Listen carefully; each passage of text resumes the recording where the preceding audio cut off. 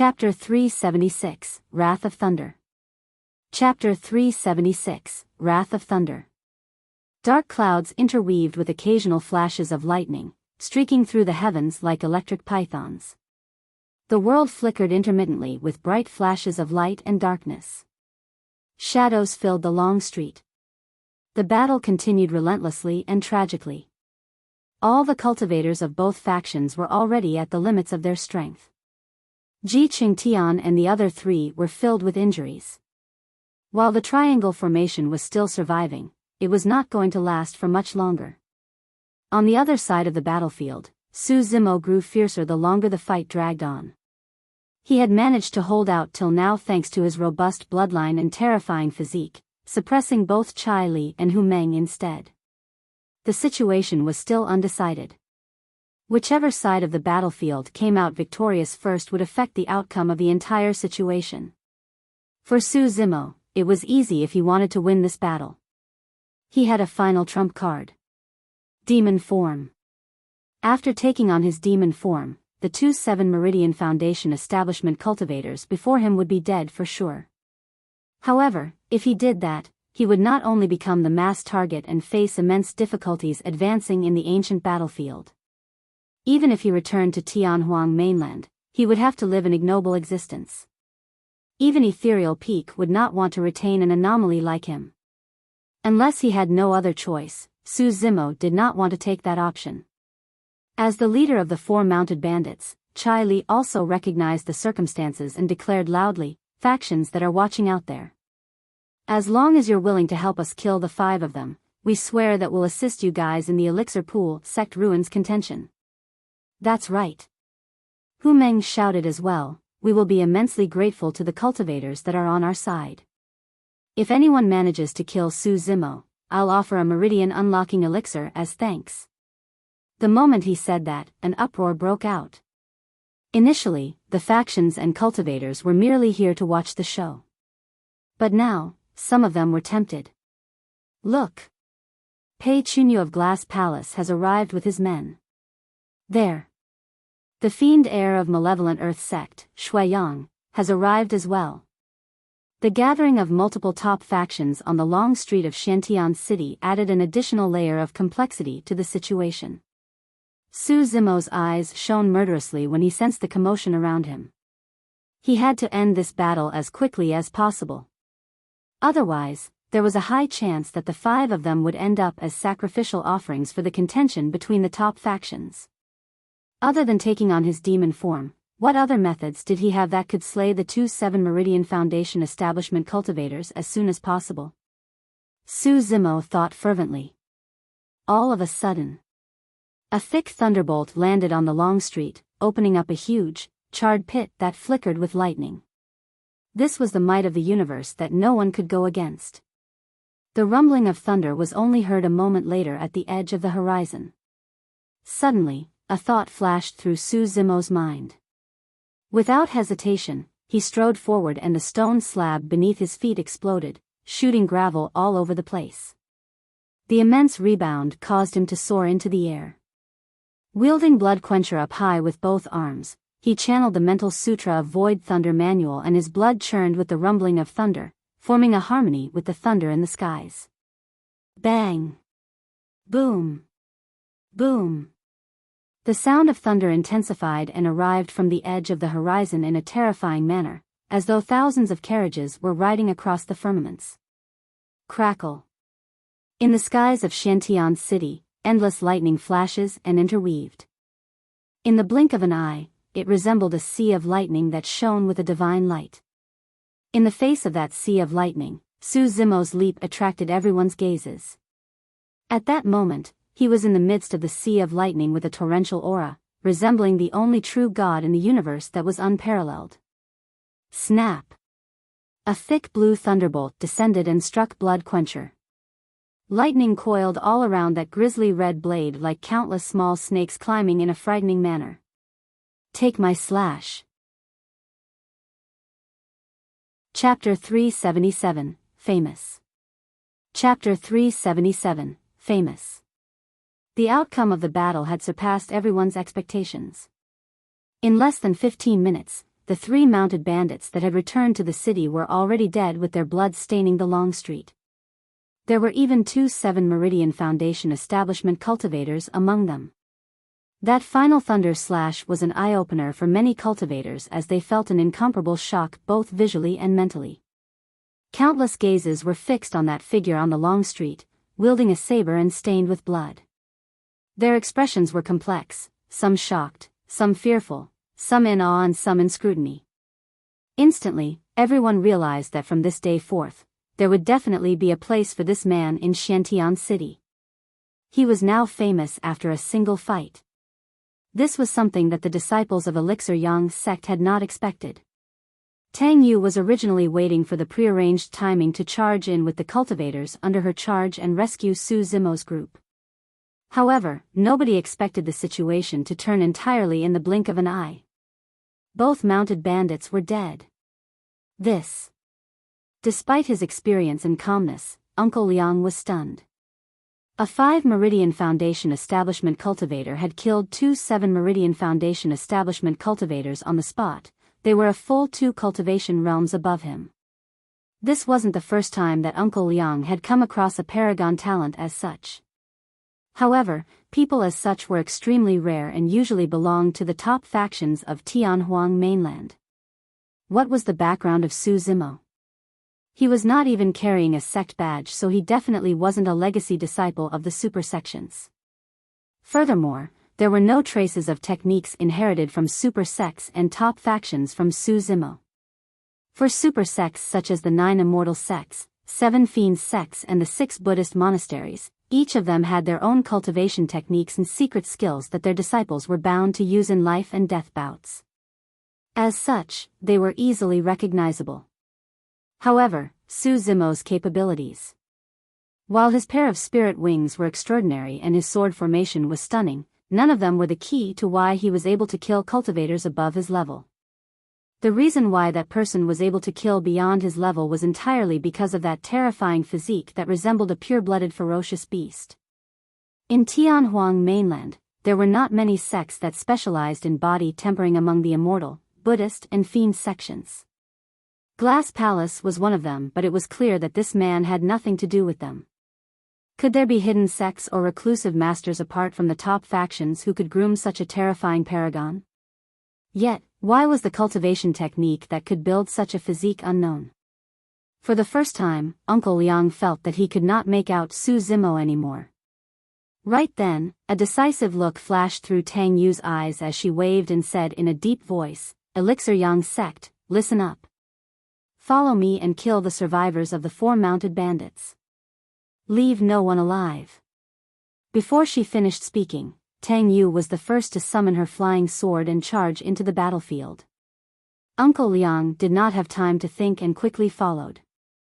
The 1,000-odd Elixir Yang sect cultivators at the back swarmed forward as well, charging towards the remaining desperados. Although the desperados did not fear death, the death of Chai Li and Hu Meng was still a huge blow to them mentally. Coupled with the intense battle that they had just been through, they were thoroughly exhausted. The assault of the vigorous cultivators of Elixir Yang sect engulfed them entirely. Some of the desperados broke down and shrieked while running out of the city. However, they barely took a couple of steps when they were killed on the spot. One side was severely injured and worn out while the other side was filled with life and vigor. It was obvious who was stronger. The outcome of the battle was already decided. With the death of the 2 7 Meridian Foundation establishment cultivators, Elixir Yang sect no longer had any reservations. On the long street, Ji Qingtian, Little Fatty and Shi Jian collapsed sitting on the ground, laughing out loud. Their laughter tugged at the wounds on their bodies and the 3 of them gasped in pain. However, they continued laughing non-stop. With Xiaoning's support, Lang Rou managed to stand barely. At that moment, there was a rare smile on her face that was extremely captivating. "We survived?" Shi Jian scratched his head and looked at Ji Qingtian and Little Fatty, smiling foolishly in disbelief. "That's right."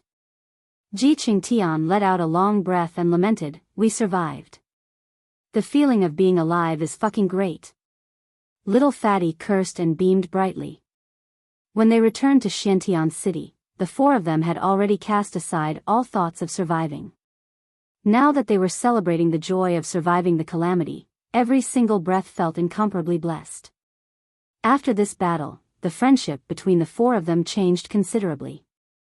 This was a friendship forged through life and death and the baptism of blood. It was extremely precious in the cultivation world.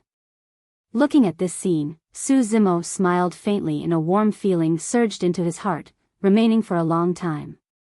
Unknowingly, the heavy rain had stopped. The storm came and went quickly. The dark clouds dispersed and sunlight spilled onto the long street and the five of their faces, radiant with life. It wasn't only Su Zimo. From this day forth, the other four of them were going to be famous throughout Xiantian City as well. As Elixir Yang's sect took action, the other factions joined hurriedly as well. Thousand Crane sect, Puppet sect and some cultivators of different factions all wanted a piece of the pie. Suddenly, a black-robed cultivator walked over slowly. Wielding a bone spear that had vague blood traces, he was extremely terrifying. He arrived before Su Zimo and stood still. The actions of the black-robed cultivator attracted countless gazes. It's him. The fiend heir of Malevolent Earth sect. What does he want? I don't know. He doesn't seem friendly. Ji Qingtian and the others were no longer smiling, looking grim. They could sense a strong and dangerous aura coming from the black-robed cultivator. This man was extremely strong. In fact, a thought crossed their minds, even if they were at peak condition and joined forces, they were no match for this person. The black-robed cultivator glared at Su Zimo for a moment without saying anything. Su Zimo was expressionless. Very good. The black-robed cultivator nodded and declared proudly, I am Shuai, the fiend heir of Malevolent Earth sect. You are very decent. I'll give you a chance. Join Malevolent Earth sect and be my personal bodyguard. Ji Qingtian and the others were stunned. One of the 7 fiend sects, Malevolent Earth sect. This was one of the top factions of Tianhuang mainland, but it was a fiend sect and was different from their Dao. Furthermore, this fiend heir of Malevolent Earth sect was arrogant and commanding in his tone. He even had a condescending attitude that was truly unpleasant.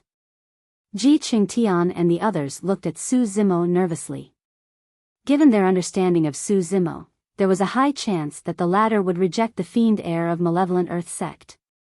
However, given the fiend heir's temperament and methods, he would definitely turn murderous and attack Su Zimo once he was rejected. After that intense battle, Su Zimo was now at his weakest. How could he be a match for the fiend heir of Malevolent Earth sect? Was he going to meet with another calamity after surviving a life and death battle? True enough. Su Zimo smirked. What's Malevolent Earth sect? I haven't heard of you guys. Also, fiend heir of Malevolent Earth sect? What the shit? What's so great about you? All the cultivators were shocked when they heard that. Many cultivators looked at Su Zimo as though they were looking at a dead man. In truth, Su Zimo was not spouting nonsense. Back then, a fiend heir of Malevolent Earth sect died in his hands. In the fiend sects, every cultivation realm could only have a single fiend heir. Therefore, if Su Zimo hadn't killed the previous fiend heir of Malevolent Earth sect, this Shuai would not have been able to get his current position. Chapter 378, Killing Intent. Chapter 378, Killing Intent. Shuai expression darkened instantly. His gaze narrowed and the bone spear in his hands quivered like it was alive, giving off a malevolent aura that rattled one's heart. Suddenly, a chuckle came not far away. Shuai, you're so awesome. A luxuriously robed man strode over. He had beautiful features and his black hair was bundled up without any loose ends. Bearing crystal clear eyes, he was flawless from head to toe. Shuai expression was unchanged when he saw that man, but there was a hint of caution deep in his eyes. Glass Palace. I think that's the legacy disciple of Glass Palace, Pei Chunyu. So, that's him. It's said that he's at the peak of 7 Meridian Foundation establishment and is a step away from breaking through to 8 Meridian. He's just waiting to obtain a Meridian unlocking elixir from the Elixir Pool sect ruins. The crowd discussed. Arriving beside Su Zimo, Pei Chunyu gestured towards the former with a nod and a friendly smile before turning to Shuiyang. Shuiyang, you'll be going against Glass Palace if you make things difficult for fellow Daoist Su. Fufu. Shuiyang laughed coldly and asked, since when did this punk have anything to do with Glass Palace? If he was related to you guys, would you have allowed the 4 mounted bandits to attack him and only appear now?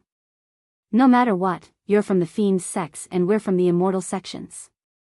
The paths we pursue are different to begin with. Pei Chunyu replied icily, Shuiyang, don't waste your efforts. Fellow Daoist Su is clearly righteous and will definitely not be associated with you guys from the Fiend sections. In the blink of an eye, these 2 top cultivators of Shantian City were in an argument because of Su Zimo. After becoming famous through that battle, these 2 factions are now trying to rope in Su Zimo. That's right. This man's potential is not to be underestimated as he's able to kill 2 7 Meridian Foundation establishment cultivators. Whoever manages to take him in will definitely have use for him in the future. Given this man's endowment, there's even a chance for him to leave the ancient battlefield with Pei Chunyu and join Glass Palace. Many cultivators looked at Su Zimo with envy. With an indifferent expression, Su Zimo suddenly said, both of you can leave now. There's no need to waste your breath here, I won't join either side. The moment he said that, the atmosphere turned freezing. The initially noisy chatter faded as well. Everyone's gazes landed on Su Zimo, some in shock, some in surprise, some confused. This was an extremely rare opportunity that anyone else would agree to readily. However, this man had rejected the invitation of 2 top factions right in front of everyone. Furthermore, Su Zimo's tone was extremely discourteous with a hint of irritation and disdain. Isn't this man way too arrogant? Fufu, he thinks that he can reign supreme in the city just because he killed 2 7 Meridian Foundation establishment cultivators? This guy clearly has a death wish. I want to see what happens to him now that he's offended 2 top factions. In reality, among the crowd, Ji Qingtian and the others were probably the only ones who could understand Su Zimo's mind. First, he had an agreement with Elixir Yang sect. Second, be it Malevolent Earth sect or Glass Palace, both of them merely wanted to recruit Su Zimo without giving anything in return. At this moment, the cultivators of Elixir Yang sect were still trying their best to wipe out the survivors of the 4 mounted bandits. However, these 2 factions wanted to rope in Su Zimo without losing any resources at all. Most importantly, Ji Qingtian and the others could not sense the slightest bit of sincerity from both Pei Chunyu and Shuiyang. Although Pei Chunyu was polite, there was a condescending arrogance in his tone. This man looked down on Su Zimo from the bottom of his heart. Rather than an invitation, it was more like he was doing charity. If Ji Qingtian and the others could sense it, Su Zimo understood it even better. That was why he rejected them without second thought. Fufu, ha ha ha. Suddenly, Shuiyang burst into laughter and looked at Pei Chunyu mockingly, saying in a casual tone, seems like it was just a one-sided muse on your end. Interesting. A dark look flashed through Pei Chunyu's eyes. Su Zimo's reply was akin to disrespecting him in front of everyone. What was his status and position given the fact that he was a legacy disciple of Glass Palace? Coupled with Shuiyang's taunting, Pei Chunyu's killing intent surged. Maintaining his smile, he asked again gently, fellow Daoist Su, I didn't hear you right. Could you repeat yourself? Although Pei Chunyu was smiling and his tone was gentle, Ji Qingtian and the others felt chills run down their spines. In other words, what he meant was that he was going to give Su Zimo another chance. If Su Zimo did not appreciate the chance, Pei Chunyu was going to kill him. This man had both the rights and the strength to do it. Ji Qingtian and the others were worried and could merely hope that Su Zimo would hold back temporarily instead of offending 2 top factions out of indignance. Everyone felt that Su Zimo wouldn't be a match for Pei Chunyu even if he was at his peak condition, let alone now when he was at his weakest after going through an immense battle and filled with injuries. As a legacy disciple of one of the immortal sects, Glass Palace, Pei Chunyu wasn't someone in the same league as the four mounted bandits. Ji Qingtian and the others looked at Su Zimo nervously. All of a sudden, Su Zimo smiled. You didn't hear me? Let me simplify things and repeat it once more. After a slight pause, Su Zimo opened his mouth and spat out two words that shocked the world. Get lost. The moment he said that, the surroundings fell completely silent. Many cultivators looked at that bloodied figure with agape mouths and shocked expressions as a single word filled their minds: lunatic. For some reason, Ji Qingtian and the rest felt relieved instead. This was the true Su Zimo. This wasn't someone that would submit to injustice. It was as Su Zimo had said in the past, I cultivate so as to go all out to exact revenge. I cultivate as I believe in an eye for an eye. Pei Chunyu's triggered killing intent naturally could not hide from Su Zimo's spirit perception. Since that was the case, there was no way Su Zimo would be nice to this guy. The only reason why Su Zimo dared to challenge Pei Chunyu was because of his demon form. This was a trump card that he would not use unless he had no other choice. Otherwise, Su Zimo would have struck first the moment Pei Chunyu's killing intent was triggered instead of wasting time saying so much to the latter. Pei Chunyu was stunned for a moment. Clearly, he hadn't expected such a reaction from Su Zimo. Or rather, he hadn't expected that Su Zimo would dare have such a reaction. Fufufu. Pei Chunyu laughed deeply. There was a metallic sound in his voice that was extremely piercing. A moment later, he put away his smile and his palm that was originally behind his back slumped downwards. It was shrouded with a jade-like radiance that was sparkling and crystalline. I admire your immense potential. However, his eyes turned cold as he changed the topic. Since you can't be used by me, I'll have to destroy you. Chapter 379, Secret Loss. Chapter 379, Secret Loss. This person is under my protection. Just as everyone thought that Su Zimo's death was certain, a voice rang out from his side in an unquestionable tone. Not far away, a sword beam sped over. On it was a handsome man with eyes that resembled a painting. It was Tang Yu from Elixir Yang's sect who liked to dress up as a man. When everyone's attention was focused on Tang Yu, an obscure glint flashed across Pei Chunyu's eyes as he gripped his fist suddenly and struck. The punch was aimed at Su Zimo's chest at an extremely fast speed. 5 spirit lights shone on the surface of his fist and it burst forth like a blazing sun that had a blinding radiance. 5 spirit patterns, it was a perfect spirit weapon. Pei Chunyu was wearing a perfect grade glove on his hand that was as thin as a cicada's wings and almost transparent. If not for the fact that he had channeled spirit energy into it, the glove would have been extremely difficult to detect. It was a killing blow. Watch out. Tang Yu's expression changed as she yelled. Pei Chunyu and Su Zimo were so close that they could reach one another just by extending their hands.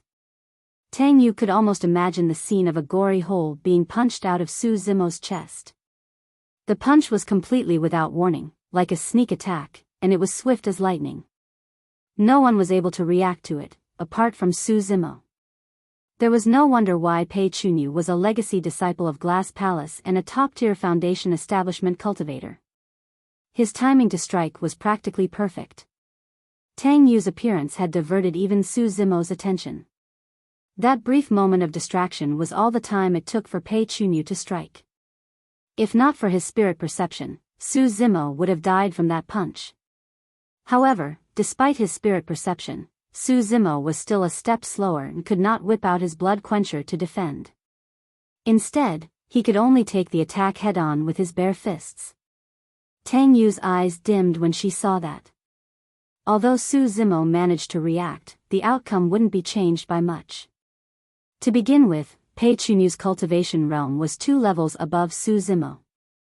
Furthermore, Glass Palace's body tempering technique was renowned through Tianhuang mainland. Pei Chunyu could only be stronger than Su Zimo, there was no doubt. More importantly, Pei Chunyu's glove was a perfect spirit weapon and Su Zimo was using his bare hands. To Tang Yu, it was almost certain that Su Zimo would be punched to death in this exchange. If he was lucky and managed to survive, his arm would be crippled and that would diminish his combat strength, ending his cultivation path at this point. Bang! Their fists collided with a dull thud of defeat. The brilliance on the perfect spirit weapon vanished. Pei Chunyu did not move. Su Zimo's body shuddered and he staggered back 3 steps before coming to a stop. Instinctively, he was in the stance of plow heaven stride for every single step and shifted his center of gravity, etching 3 deep footprints on the ground, shaking the earth. Su Zimo's fist was badly mutilated, revealing the bones within. However, those were not white, but blood-red bones. Everyone watched with agape mouths as their eyeballs nearly popped out in disbelief. He was not dead. His arm was not crippled either. His fist was merely bleeding and slightly injured. How was that possible? Even a superior-grade spirit weapon would be smashed into pieces against that punch, yet, how was it possible that Su Zimo's bare body? All the cultivators were completely stunned. If they had not witnessed it personally, none of them would believe what just happened. The fiend heir of malevolent earth sect, Shuiyang, frowned slightly as he looked at Su Zimo's right hand thoughtfully. Pei Chunyu's pupils constricted as he retracted his hand without a trace and placed it behind his back. Hee. Suddenly, Su Zimo burst into laughter as he looked at the hand that Pei Chunyu retracted. Apart from him, no one else knew what happened at the exact moment of the clash. Although Su Zimo's physique was strong, there was definitely no way he could withstand the might of a perfect spirit weapon. At that moment, even if he took on demon form, Su Zimo's strength would only be raised by a level and he wouldn't be able to defend against the perfect spirit weapon still. It was like when a child turned into an adult and had his strength increased by folds. However, his body wouldn't be able to withstand the sharpness of a blade still. But, there was a part of Su Zimo's body that was very special. His right hand. His right hand was covered with flesh on the surface. However, the flesh wrapped a blood-bone palm of unknown origins that was indestructible, even the sharpness of blood quencher couldn't sever it.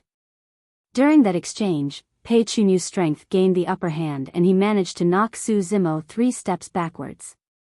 However, in reality, Su Zimo did not receive too much damage and merely suffered flesh wounds. As for Pei Chunyu, he suffered a secret loss and was in unbearable pain. Nobody noticed that Pei Chunyu's retracted hand was trembling under the cover of his robes. The feeling of punching a steel board wasn't one that was pleasant. In that short while, Tang Yu had already arrived and descended between the two of them with Uncle Liang close behind. Fellow Daoist Su, are you alright? Tang Yu was befuddled and looked at Su Zimo behind her. She could not help but ask in a hesitant tone. It's fine. Su Zimo nodded. Are you truly fine? Tang Yu withdrew an elixir from her storage bag and whispered, don't force yourself. Are you injured internally? Take this elixir and stabilize your wounds first. Su Zimo smiled calmly and shook his head to reject. Pei Chunyu, what do you mean by that? Tang Yu spun around and questioned with a sharp gaze, I've already said that he's under the protection of Elixir Yang's sect and yet you attacked him? Foo. Pei Chunyu scoffed lightly and replied in an indifferent tone, I was merely curious seeing how fellow Daoist Su has a strong physique and extraordinary melee combat strength. It was just a mere spar. Why are you so anxious, fellow Daoist Tang Yu? Spar? Tang Yu sneered. That punch was clearly out to take Su Zimo's life. Previously, he was chided and shamed by Su Zimo. Now that he had taken another secret loss, there was no way Pei Chunyu would give up, he would still look for more opportunities to kill Su Zimo here. The person before him, Tang Yu, was nothing to be fearful of. However, a hint of caution appeared in Pei Chunyu's eyes when he caught sight of the elderly man behind Tang Yu. Taking a deep breath of air, Pei Chunyu sighed internally. Now that Elixir Yang's sect was involved, it was unlikely that he would be able to kill Su Zimo today. Furthermore, the fiend heir of malevolent Earth sect was watching coldly from the sidelines. This was not the right time to engage in a conflict with Elixir Yang sect. Otherwise, malevolent Earth sect might stand to gain from their disagreement. At that thought, Pei Chunyu cupped his fists towards Tang Yu and eyed Su Zimo deeply before saying with a fake smile, "Fellow Daoist, there's still a long way to go.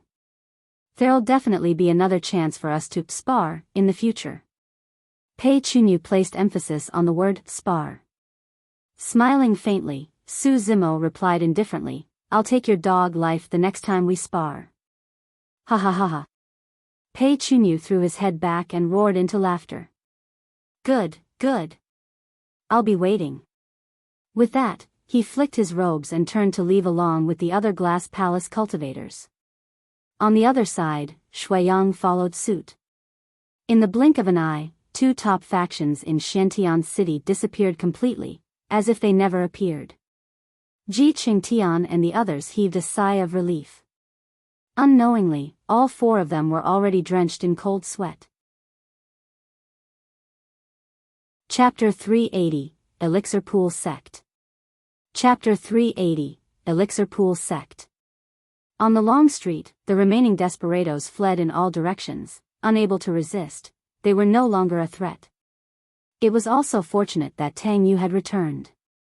Otherwise, another bloody battle would definitely break out if Su Zimo took on demon form, and the consequences would be unimaginable after everything spiraled out of control. Tang Yu took out some elixirs from her storage bag and handed them to Ji Qingtian and the others.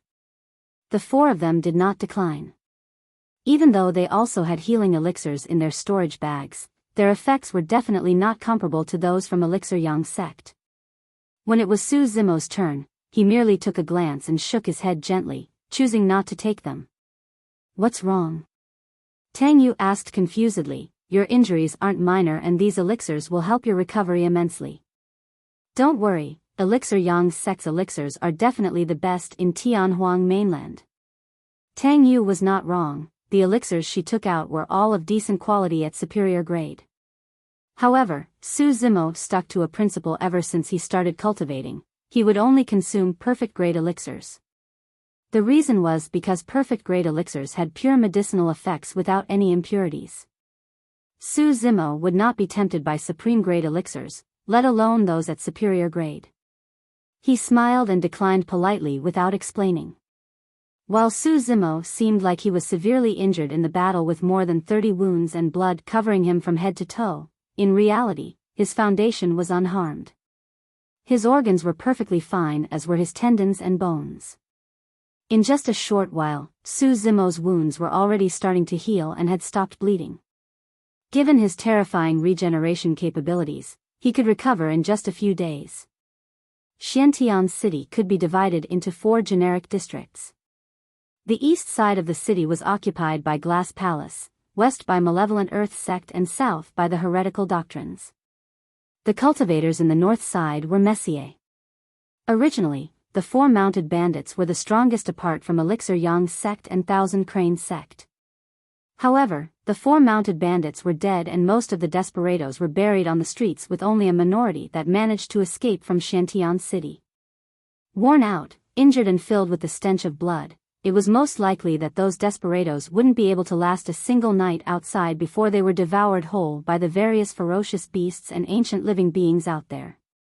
With the 4 mounted bandits gone, the north side of the city was now controlled by Elixir Yang sect and Thousand Crane sect. Before the bloody battle on the Long Street, Tang Yu had already valued Su Zimo highly and had an agreement with him to deal with the 4 mounted bandits. At that point of time, this agreement seemed fanatic and irrational. But now, everyone realized that Elixir Yang's sect had benefited massively. They managed to recruit somebody like Su Zimo who was both strong and possessed terrifying potential without losing much resources. Furthermore, the 4 mounted bandits were destroyed. It was killing 2 birds with 1 stone. 10 days later. City's north, meeting hall of Elixir Yang sect. By now, Ji Qingtian and the others were almost healed up and Su Zimo had completely recovered a couple of days ago. Su Zimo's group of 6, Tang Yu, Uncle Liang in a cultivator of Elixir Yang sect's battle hall, Yan Jun, were gathered. Everyone, the reason why I gathered you guys here is to discuss information about an ancient ruin. Tang Yu said in a deep voice, since I've requested for your help, I'll divulge everything I know without holding back any secrets. Su Zimo's group nodded, all of them could sense Tang Yu's sincerity. During this period of time, Elixir Yang's sect provided a considerable number of high-quality elixirs to help Jiqing Tian and the others with their recovery. In truth, this ruin is related to a major sect back in the ancient era named Elixir Pool Sect. It was clear that the sect had something to do with elixir refinement through its name alone. Indeed, Tang Yu continued, Elixir Pool Sect was extremely famous back in the ancient era and was the foremost elixir refinement sect in Tianhuang mainland. The founder master of our Elixir Yang sect was an elixir refinement master back in Elixir Pool Sect. Su Zimo's group felt their hearts skip a beat when they heard that. If an elixir refinement master of Elixir Pool Sect could create a sect, Elixir Yang sect, that turned out to be one of Tianhuang mainland's four unorthodox groups, one could only imagine how strong Elixir Pool Sect was back in the days. The ruins of Elixir Pool Sect are extraordinary. Tang Yu said with a grim expression, not only will there be a large amount of elixirs within, there will also be many elixir recipes that have been lost. Su Zimo nodded silently. Many things have been lost through the times from the ancient era till now. The reason why the Meridian Unlocking Elixir was so precious was because its recipe had been lost for a long time. One could only imagine the outcome of finding the recipe of the Meridian Unlocking Elixir in the Elixir Pool Sect ruins. Of course, apart from elixir recipes, in the ruins of some sects, there's also a chance of obtaining their inheritance if one is extremely lucky. These inheritances are much more precious than elixir recipes. However, the probability of that happening is extremely low, unless one has a token from Elixir Pool Sect and can obtain the sect's recognition.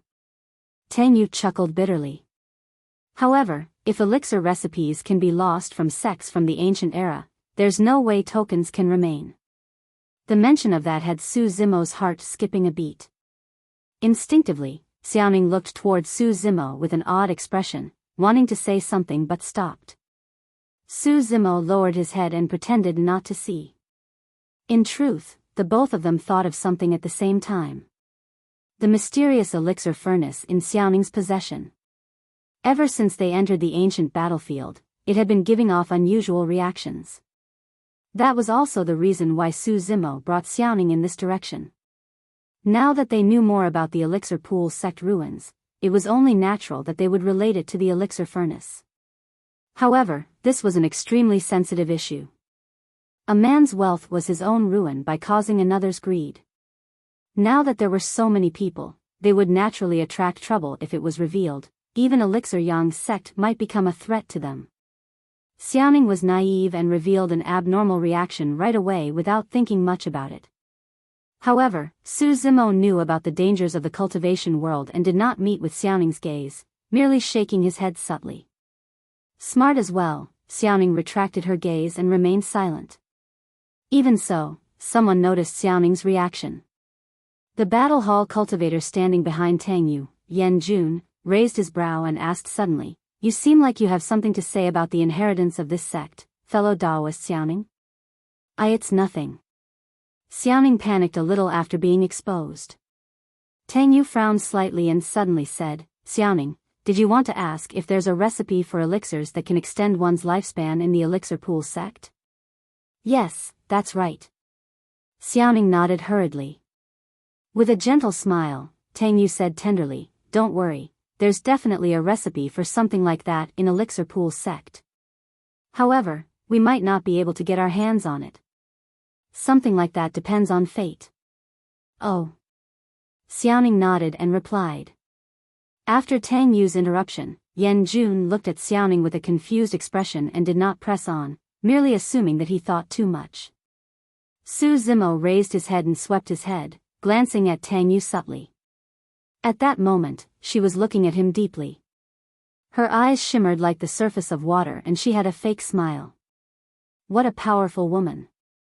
Su Zimo sighed internally. Since Yan Jun discovered Xiaoning's abnormality, Tang Yu clearly did as well. Furthermore, it was obvious that she had diverted the topic out of goodwill to distract Yan Jun, doing Xiaoning a favor. The two of them exchanged glances with an understanding of one another without exposing anything. Chapter 381, Saber Mountain Spirit Sea. Chapter 381, Saber Mountain Spirit Sea. In truth, Su Zimo was already tempted the moment he heard about the Elixir Pool sect ruins. It wasn't purely because of Xiaoning, he had his own needs as well. The Meridian Unlocking Elixir. More than that, it was for a perfect grade Meridian Unlocking Elixir. After hearing Tang Yu's introduction of Elixir Pool sect, Su Zimo was even more certain that they would most likely find perfect grade Meridian Unlocking Elixirs in the Elixir Pool sect. Tang Yu said, of course, for a sect as large as Elixir Pool sect, there will definitely be many other treasures.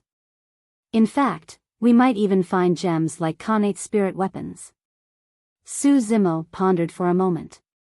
I'll do my best to help Elixir Yang sect get the ruins. Furthermore, I won't want anything else.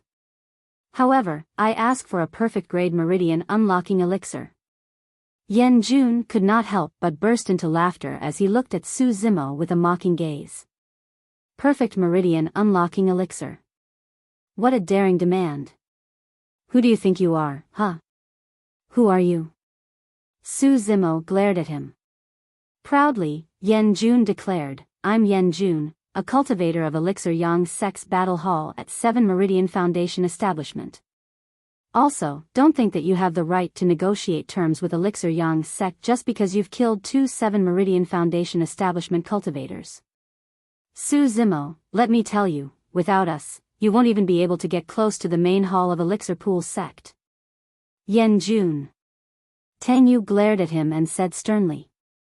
Harumphing, Yan Jun did not continue, merely crossing his arms and scoffing coldly. Tang Yu turned to Su Zimo apologetically. Fellow Daoist Su, it's not that we can't agree to a perfect Meridian Unlocking Elixir, but? Su Zimo asked. Tang Yu continued, Elixir Yang Sect is not the only faction that has arrived in Shantian City for the Elixir Pool Sect ruins. There's also other large sects such as Glass Palace and Malevolent Earth Sect. As for the Meridian Unlocking Elixir, it's better if we don't find a gem like that. If we do, the top cultivators of the other sects are bound to come and contest for it. In other words, Tang Yu meant that they would have to face many extremely strong foes if Su Zimo wanted to contest for a perfect Meridian Unlocking Elixir. After pondering for a slight moment, Tang Yu added, I'll be blunt here, I'm talking about people like Pei Chunyu of Glass Palace and Shui Yang of Malevolent Earth Sect. For these people, other than Khanate spirit weapons, other treasures and secret skills aren't worth bothering about. They are most likely here for the perfect Meridian Unlocking Elixirs as well. The higher the grade of the Meridian Unlocking Elixir, the greater the chances of one unlocking their spirit meridians. Pei Chunyu and Shui Yang were already at the peak of 7 Meridian Foundation Establishment. The best chance for them to unlock their 8th spirit meridians would be to consume perfect Meridian Unlocking Elixirs. This was an opportunity they wouldn't miss.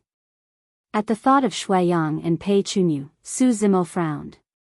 He had exchanged blows with Pei Chunyu before. Although it was only a single blow, he could still sense how terrifying his opponent was. To be fair, if he had not made use of the blood-bone palm, there was a high chance that his arm would have been crippled by Pei Chunyu back then. Tang Yu said, even though you killed 2 7 Meridian Foundation Establishment cultivators, you have to understand that there's a distinction in strength between 7 Meridian Foundation Establishment cultivators as well. Take me for example, I'm at 7 Meridian Foundation Establishment as well, but I'm an Elixir Refinement Master. 5 of me won't be a match for people like Chai Li and Hu Meng. However, even 10 7 Meridian Foundation Establishment cultivators the likes of Chai Li and Hu Meng wouldn't be a match for Pei Chunyu or Shui Yang. That's the difference we're talking about. Su Zimo remained silent. He knew that Tang Yu was not wrong, his chances of winning the two of them without the use of his demon form wasn't great. Uncle Liang remarked as well, the immortal and fiend sects have a heritage of countless years and they have too many cultivation techniques and secret skills, each of which are extremely strong and can suppress everything. Your advantage is in melee combat. Unfortunately, the successor of Glass Palace is also skilled in melee combat and has a physique so strong that only a few of the other sect successors can match him.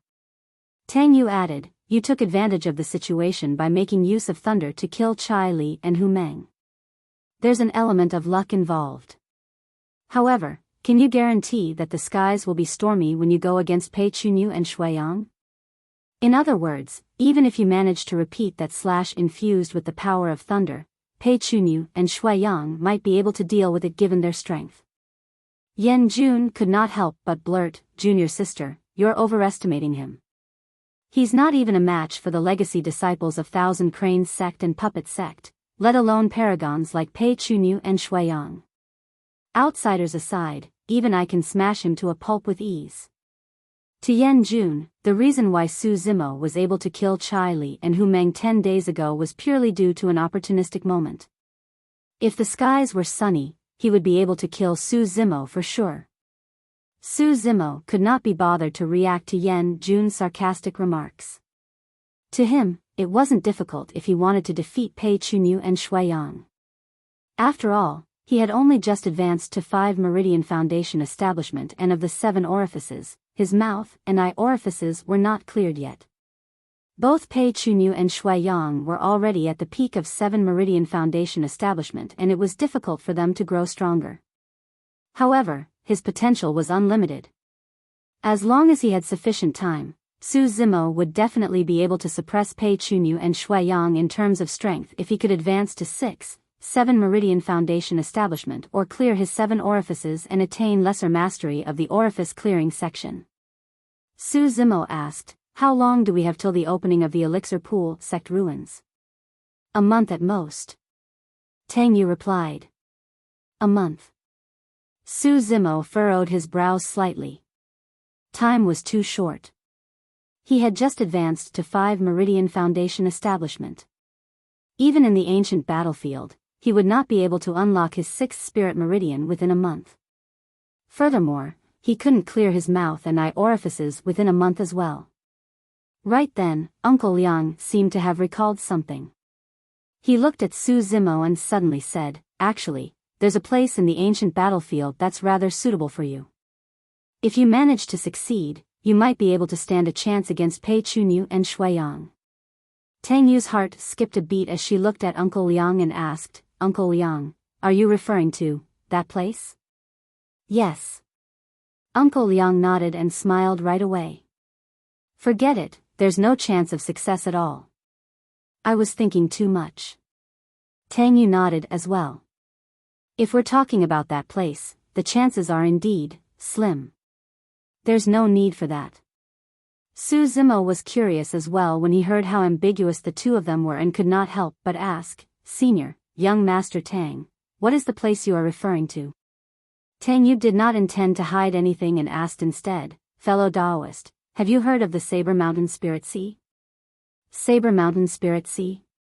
Su Zimo frowned, shaking his head. Ji Qingtian and the others were confused as well. It was obvious that they knew nothing about that name. Fufu. Yan Jun sneered, truly bumpkin cultivators. To think that they've never even heard of the Saber Mountain Spirit Sea, how laughable. Chapter 382, Legend of the Saber Emperor. Chapter 382, Legend of the Saber Emperor. Each time cultivators of the great Zhou dynasty entered the ancient battlefield, they would only linger around the borders. How could they have heard of the Saber Mountain Spirit Sea?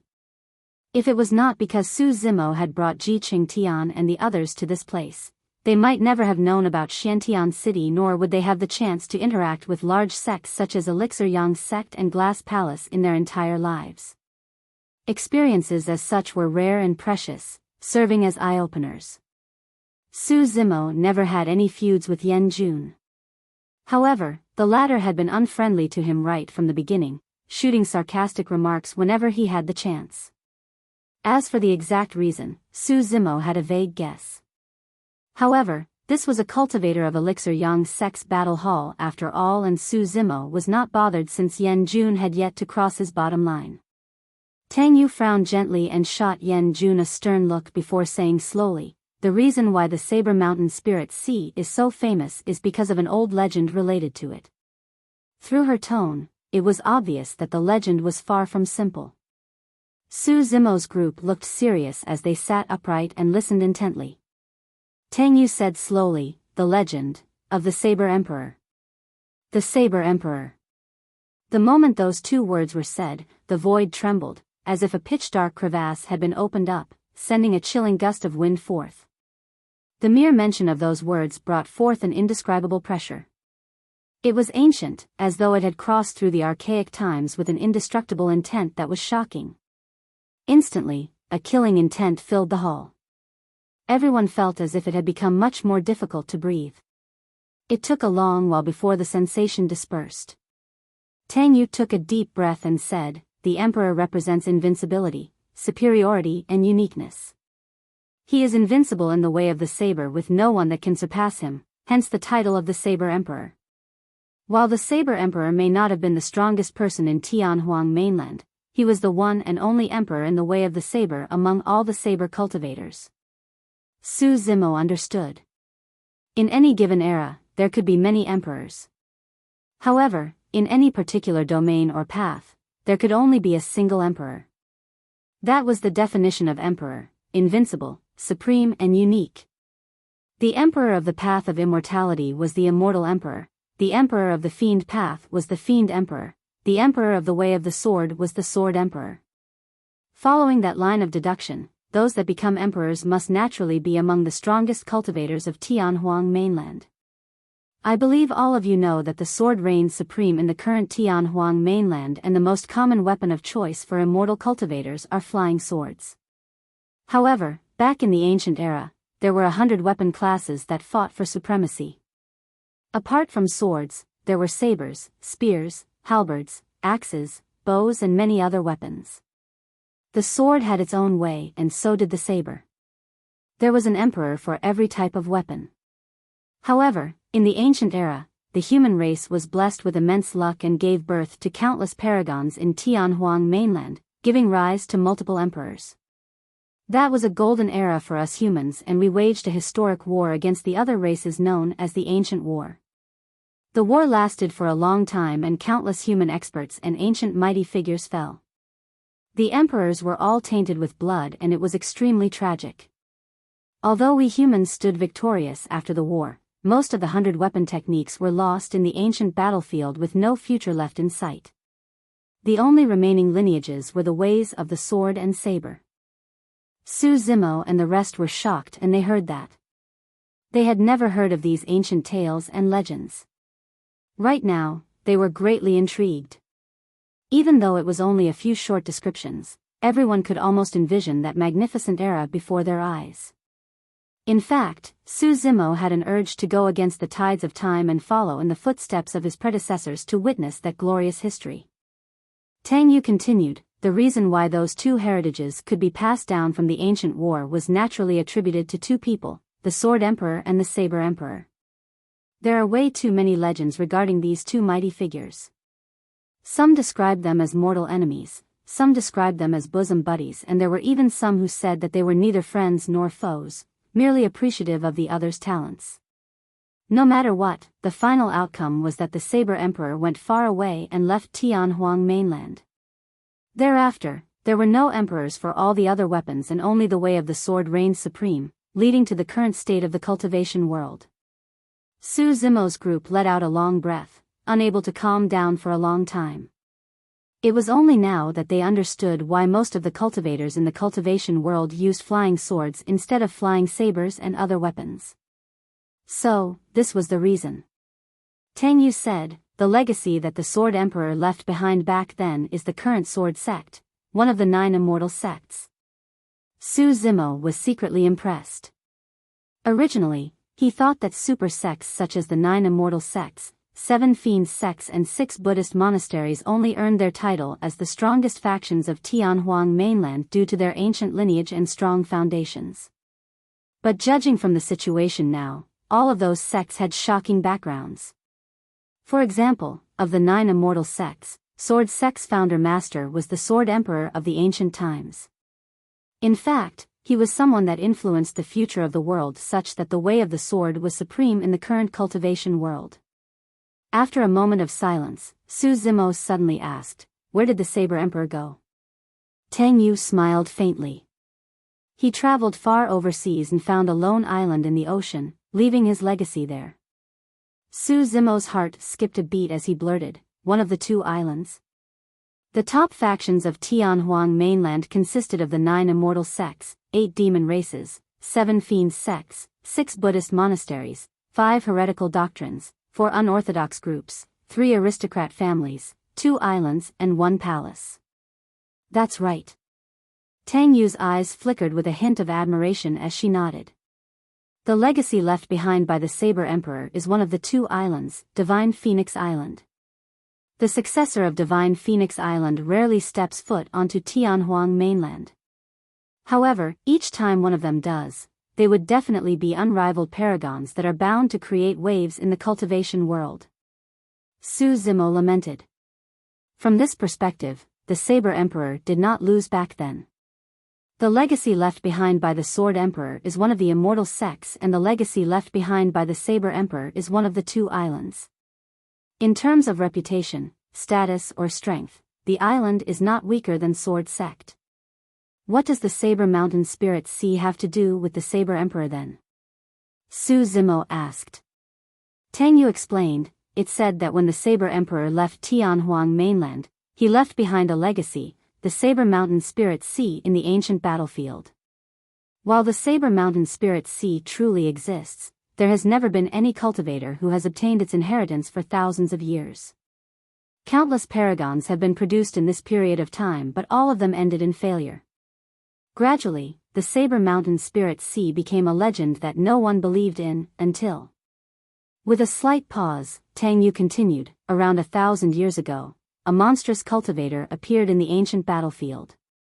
Although he was not from one of the super sects, he had frightening combat strength and could compete against all the legacy disciples of the various major sects. It was said that the person managed to obtain the Saber Emperors in the Saber Mountain Spirit Sea." Chapter 383, Standing Shoulder to Shoulder with the Emperors. Chapter 383, Standing Shoulder to Shoulder with the Emperors. Upon hearing that, Su Zimo had already made up his mind that he wanted to make a trip to the Saber Mountain Spirit Sea. Even though Su Zimo had made use of sabers up till this point of his cultivation, he knew nothing about saber techniques. He merely relied on the power of his bloodline as well as his physique strength to slash widely. Thankfully, he cultivated the mystic classic of the 12 demon kings of the great wilderness, making his skin coarse and flesh thick. Agile as an ape, he could pounce like a tiger, sprint like a horse, rise like the wind, land like an arrow, and be tough and nimble at the same time. Coupled with the assistance of his spirit perception, he could evade danger without even seeing it, and thus, it was quite rare for him to be disadvantaged. However, Su Zimo knew very well that if he were to meet a top-notch expert, his opponent would be able to easily find the openings of his saber technique and take him down, even if the latter's strength could not match his. Therefore, even if there was only a 1 in a million chance, Su Zimo wanted to head over and give it a shot. When he saw that Su Zimo was moved, Yan Jun sneered at the side. "There have been countless cultivators who have been to the Saber Mountain Spirit Sea before. Many of them were paragons that were far beyond their contemporaries. However, there has only been a single person who has managed to succeed through the thousands of years. Does a country bumpkin such as yourself, who have never even heard of the Saber Mountain Spirit Sea, think that you are befitting of receiving the Saber Emperor's inheritance?" Tang Yu was already displeased at how Yan Jun was targeting Su Zimo repeatedly. It was only after she noticed that Su Zimo was calm and had no reaction that she became slightly relieved. "Also, there's one more thing I have to remind you about," Tang Yu said deeply. "I don't know much about the Saber Mountain Spirit Sea either. After all, there has already been someone who received the Saber Emperor's inheritance 1,000 years ago. As such, you might end up making a wasted trip." "It's all right." Su Zimo smiled calmly. "The many legends that you've told me about are truly fascinating. In the ancient war, dragons and snakes rose together with the emperors in that golden era. The only regret I have is that I wasn't born back then to stand shoulder to shoulder with those emperors, leaving my name through history." The moment he said that, the hall went silent. Everyone watched with shock and slightly agape mouths. The verve of this man. How much verve was required for him to state that he wanted to leave his name through history by standing shoulder to shoulder with those emperors? The fact that such a statement was said by a Foundation establishment cultivator was truly ridiculous and arrogant. For some unknown reason, Su Zimo was not filled with passion or unparalleled pride when he said those words, merely looking extremely natural. However, it felt as though the green-robed cultivator before them was truly qualified to stand shoulder to shoulder with those emperors. Even Yen Jun, who had a grudge against Su Zimo, could not spout out a single sarcastic remark at this moment. He wouldn't have dared to repeat Su Zimo's statement personally, worried that bad luck might befall him from the unknowns. Even for the emperors that have fallen for countless years, their dignities could not be sullied. Uncle Liang looked at Su Zimo deeply. Initially, he had underestimated Su Zimo. However, at that moment, Uncle Liang's previous impression of Su Zimo disappeared entirely. Su Zimo did not notice the strange expressions of everyone around him, merely immersed in his own emotions. Shaking his head gently, he lamented, "Time is merciless through history. Be it the Sword Emperor or the Saber Emperor, both have already passed on along with those eras, leaving only their legends.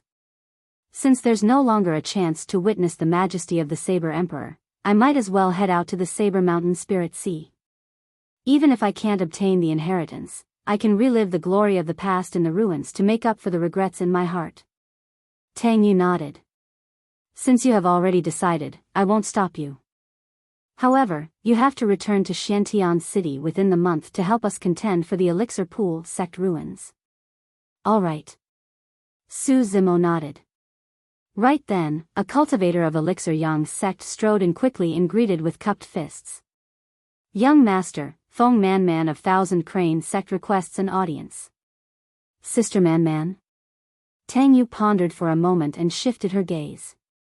It paused on Leng Ro for a brief moment before she nodded. "Invite her in," she explained to Su Zimo's group. The four unorthodox groups have a pretty good relationship. Sister Man is the commander for Thousand Crane Sect's expedition this time round, and I've known her for many years. Right then, a woman in a long white robe strode over. With a curvy and voluptuous figure, her steps were nimble and her black silky hair was tied in a bun, exuding a mature and dignified aura. Her features were exquisite and very beautiful. On the woman's waist, apart from a storage bag, there was a pink paper crane that was really pretty tied to it. Tang Yu walked over and smiled. "Sister Man, come on in." Feng Man glanced at Tang Yu and chuckled. Why are you still dressed like this? You're no longer young." "I'm used to it," Tang Yu blinked. "Xiao Yu, I'm not going to beat around the bush. I'm here for someone." Feng Man did not waste time with any small talk. "For her?" Tang Yu glanced at Leng Ro.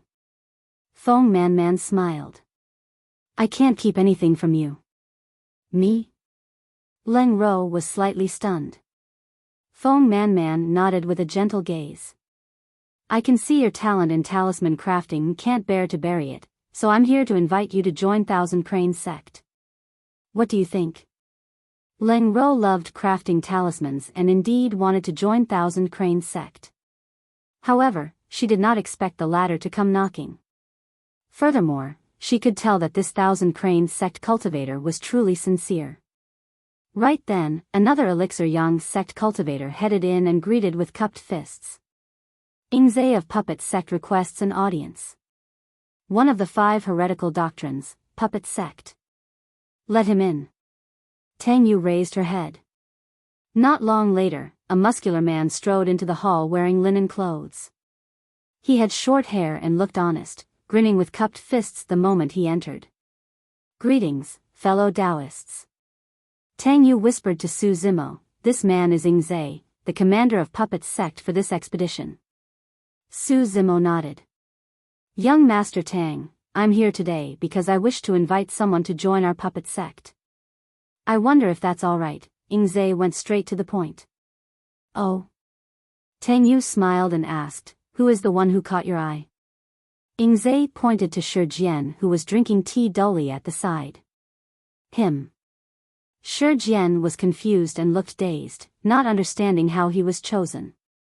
Ingze grinned. "This silly fool is not bad. He suits my taste." "Ha ha ha ha."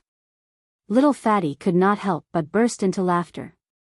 Shi Jian clenched his fists with a darkened expression and emphasized, "I'm not silly, I'm merely honest." "Yes."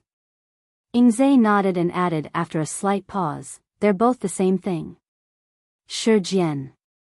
Little Fatty laughed even more merrily. Sun Dian of Tomb Sect requests an audience. One of the 5 heretical doctrines, Tomb Sect. "Let him in." Before long, a pale-faced cultivator entered the hall. He had a monkey-like mouth and his eyes darted around, lighting up when they caught sight of Little Fatty. Sun Dian blinked repeatedly towards Little Fatty. Curious, Little Fatty leaned over. The two of them, one fat and the other skinny, ran to a corner and mumbled. Little Fatty nodded repeatedly with burning eyes and smacked his lips like a starving wolf. When he saw that, Su Zimo smiled gently. He felt happy for Lang Ro and the others. Su Zimo was not the only one who made a name for himself and was recognized by many other cultivators in that battle on the Long Street. The other 4 were as well.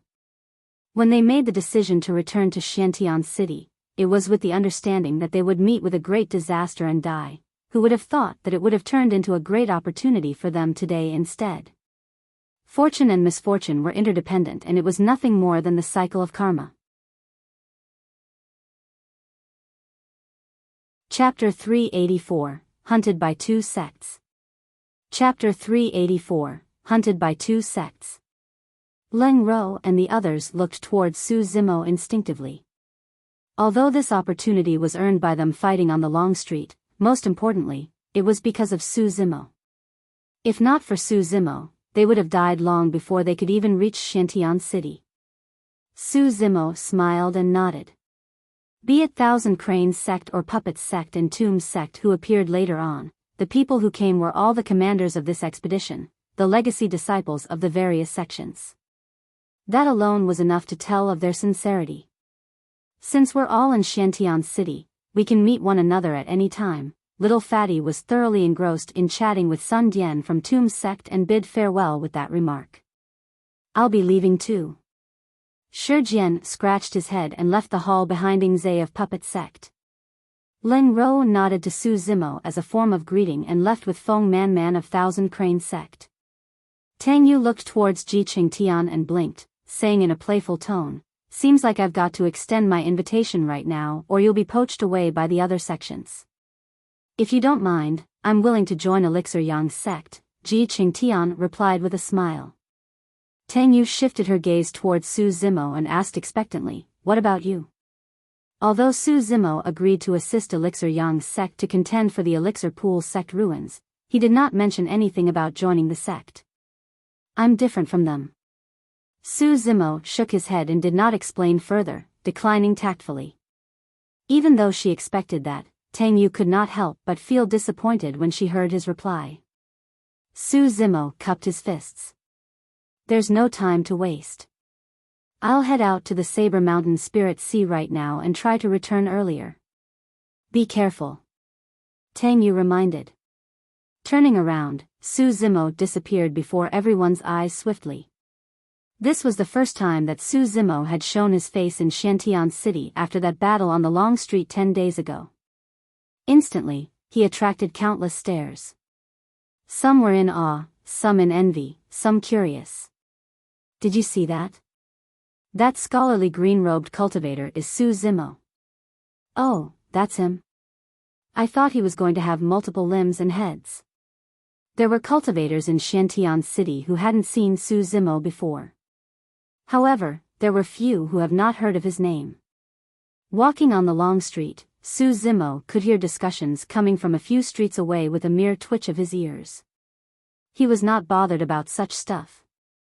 However, before he walked far, his heart skipped a beat. He sensed a fleeting killing intent from those strange gazes. Was it a survivor of the 4 mounted bandits? Or... The trees wanted silence, but the wind did not stop. To think that someone would be harboring designs on him even after that bloody battle on the long street.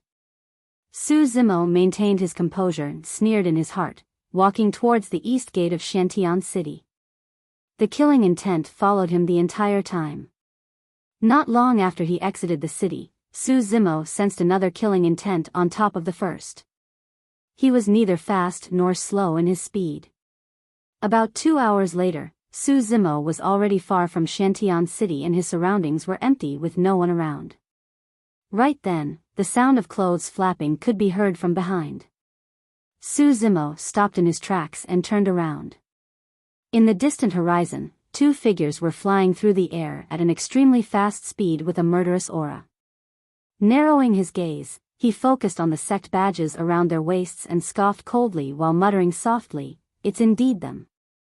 In the bloody battle on the long street, Su Zimo killed 2 7 Meridian Foundation establishment cultivators. Although it was because he took advantage of the circumstances, ordinary cultivators wouldn't dare to provoke him either. Furthermore, he had the backing of Elixir Yang sect. However, there were 2 sects in Shantian City who had sufficient strength and reason to cause trouble for him. Glass Palace of the Immortal Sects and Malevolent Earth sect of the Fiend sects. He had rejected Pei Chunyu and Shui Yang and embarrassed them in front of everyone the other day. Given their status, there was no way they were going to let things go. Naturally, Glass Palace and Malevolent Earth sect could not strike when Su Zimo was in Elixir Yang sect. However, cultivators of the 2 sects chased after him the moment he was out of the city. Both Glass Palace and Malevolent Earth sect had only sent a single person each. This was clear proof of how strong these 2 were. In reality, if Tang Yu was here, she would have been able to recognize the 2 of them. The cultivator from Glass Palace was Lu Yun and the one from Malevolent Earth sect was Di Xing. At 7 Meridian Foundation establishment, both of them were the right-hand men of Pei Chunyu and Shui Yang and possessed terrifying strength. In the blink of an eye, Lu Yun and Di Xing had already arrived in front of him. They stood in midair on their flying swords, looking down at Su Zimo from left and right. Fu. Lu Yun chuckled lightly with a mocking gaze. Su Zimo, why aren't you running? Are you prepared to surrender since you know there's no way you can run? Di Xing's gaze was ice cold. Su Zimo smiled. If he activated his bloodline and deployed Divine Steed fleeting at full speed, these 2 wouldn't be able to catch up to him. The 2 of them descended slowly from midair, maintaining a fixed distance and were cautious of one another. Lu Yun was the first to speak as he pointed to Su Zimo and said to Di Xing, "Fellow Daoist, let's put it bluntly. The moment this man is dead, we'll split the treasures in his storage bag evenly." "No problem," Di Xing nodded. Rolling his eyes, Lu Yun continued, "I want the long blood-red saber in his possession." "If that's the case, I'll take the gigantic moon-white bow," Di Xing replied. The 2 of them were referring to the perfect spirit weapon, Blood Quencher, and the quasi-connate spirit weapon, Moon Concealment Bow. Neither of them took Su Zimo seriously and were already discussing how they should split his belongings. Su Zimo's eyes flashed with mockery as he shook his head slightly. Immortals and fiends were different. Since the ancient times, the duty of an immortal has always been to exterminate demons and slay fiends. But now, what difference did the immortal sect cultivator before him have with those of the fiend sects? "What are you guys doing?" Su Zimo asked indifferently.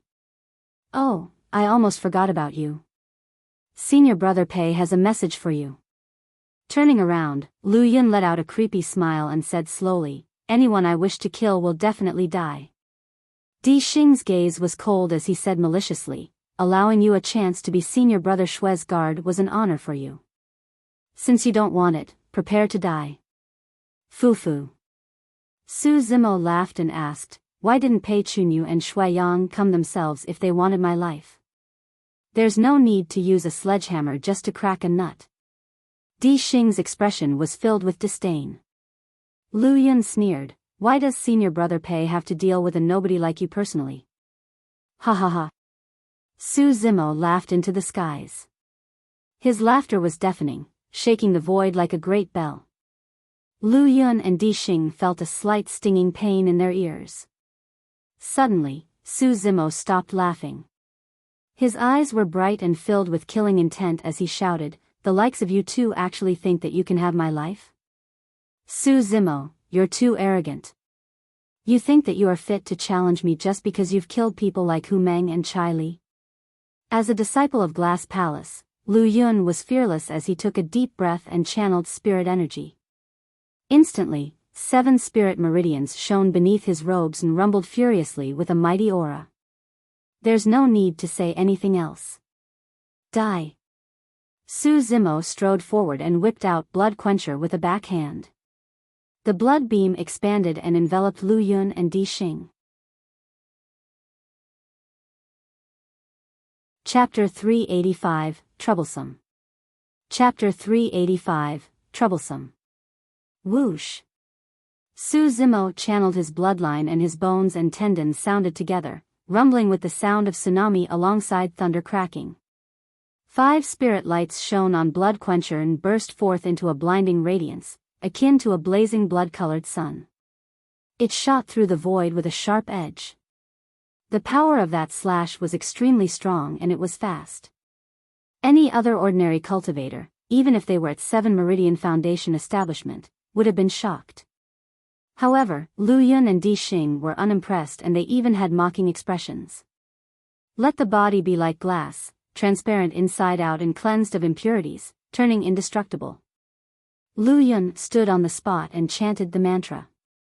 Each time he said a single word, his body's aura would change slightly. Until the end, Lu Yun's muscles seemed like they were veiled with a mysterious luster, bright as glass and without flaws and impurities. At the same time, Lu Yun's arms shone with 4 spirit lights. It was a pair of braces, a supreme-grade spirit weapon. Glass Palace specialized in body tempering, and if one cultivated the sect's secret manual, the Glass Heart Sutra to its max, their body, eyes, and heart would be like glass. They would be indestructible, flawless, undying, immensely strong and could fight against ferocious beasts with their bare hands. Therefore, cultivators of Glass Palace mostly used weapons such as gloves or bracers. Although bracers were rarely seen nowadays, they were one of the 100 weapon classes back in the ancient era and were not to be underestimated. Bracers were extremely flexible and when equipped on one's arms, could be used both defensively and offensively, allowing one use their arms like their fingers. Swiftly, Lu Yun neither retreated nor dodged. He buckled his knees slightly, shifting his center of gravity downwards as he propped up his arms to receive the incoming blood quencher. Clang!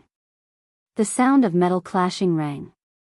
Lu Yun's figure turned shorter as his feet sank deep into the ground.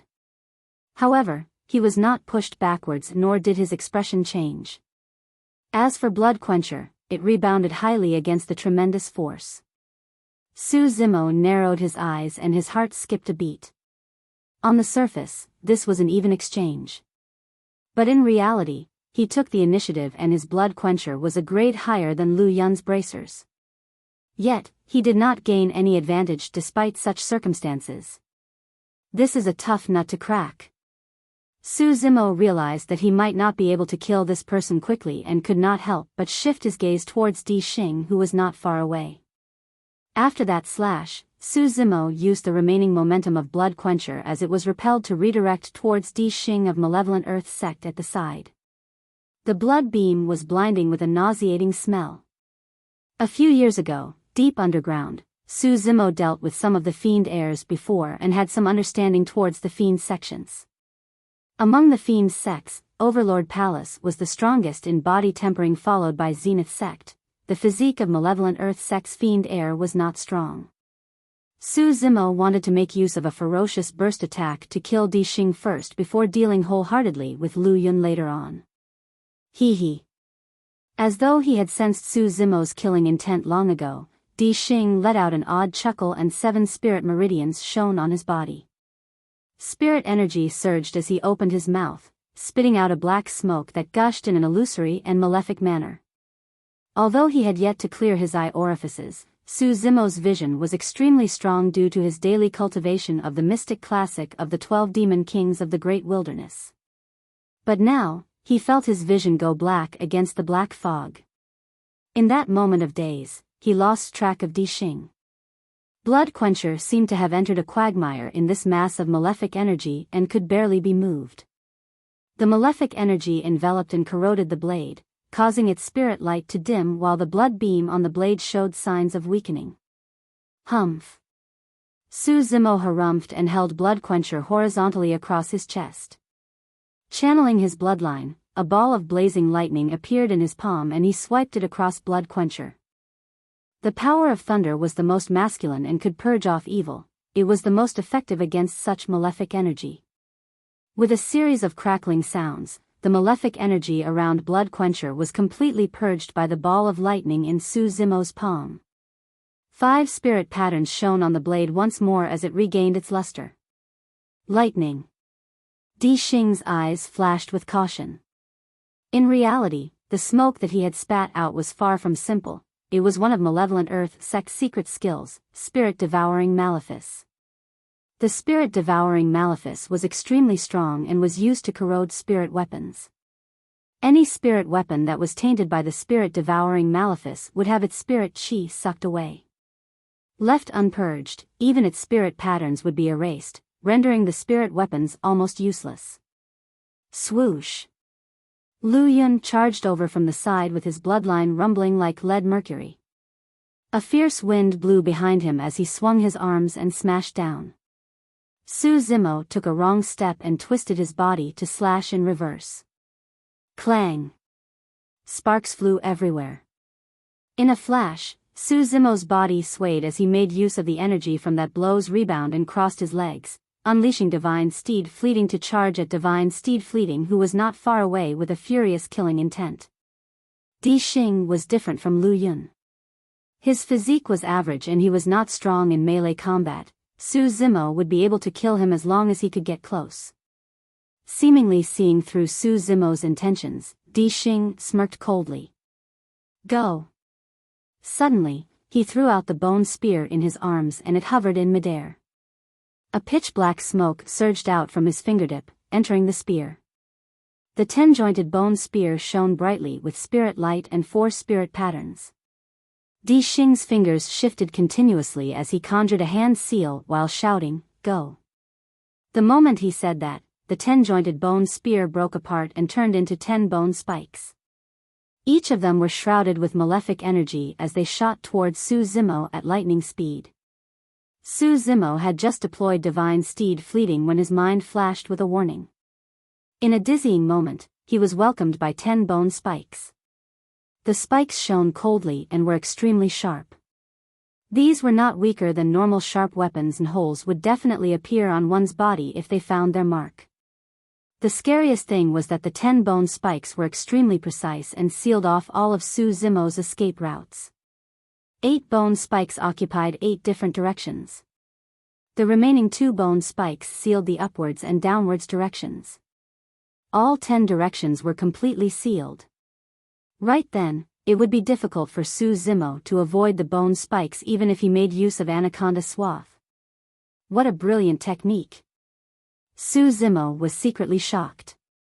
Ethereal Sword, one of Ethereal Peak's 3 secret skills, was a weapon technique as well and consisted of 3 levels. However, compared to the weapon technique of Malevolent Earth Sect, Ethereal Sword was clearly a class weaker. Ever since he started cultivating, Su Zimo had fought countless battles. However, this was the first time that a cultivator could seal off his movements with just a weapon technique. Now that he thought about it, it was truly way too lucky that he was able to kill the Malevolent Earth Sect Fiend Heir back then. The presence of the ancient spirit lock formation disabled at least half of the Malevolent Earth Sect Fiend Heir's powers. Everything else aside, if the Fiend Heir could use this weapon technique back then, he would have been invincible. In that flash, Su Zimo did not have time to think as he swung Blood Quencher while channeling his bloodline. He roared loudly, slashing against an incoming bone spike by making use of his immense burst power. Clang! The bone spike was sent flying and a gap appeared. Di Xing was not far away. Su Zimo's eyes lit up. Just as he was about to charge through the gap, the air behind, above, below, and on his sides vibrated immensely. The other 9 bone spikes descended, leaving Su Zimo no chance at all. Even though Di Xing was not far away, Su Zimo had no choice but to deal with the 9 bone spikes. No matter how fast he was, he could not match the speed of the bone spikes. Su Zimo did something that Lu Yun and Di Xing could not understand at all. He put away his blood quencher. Before the two of them could think about why Su Zimo did that, the latter had already struck.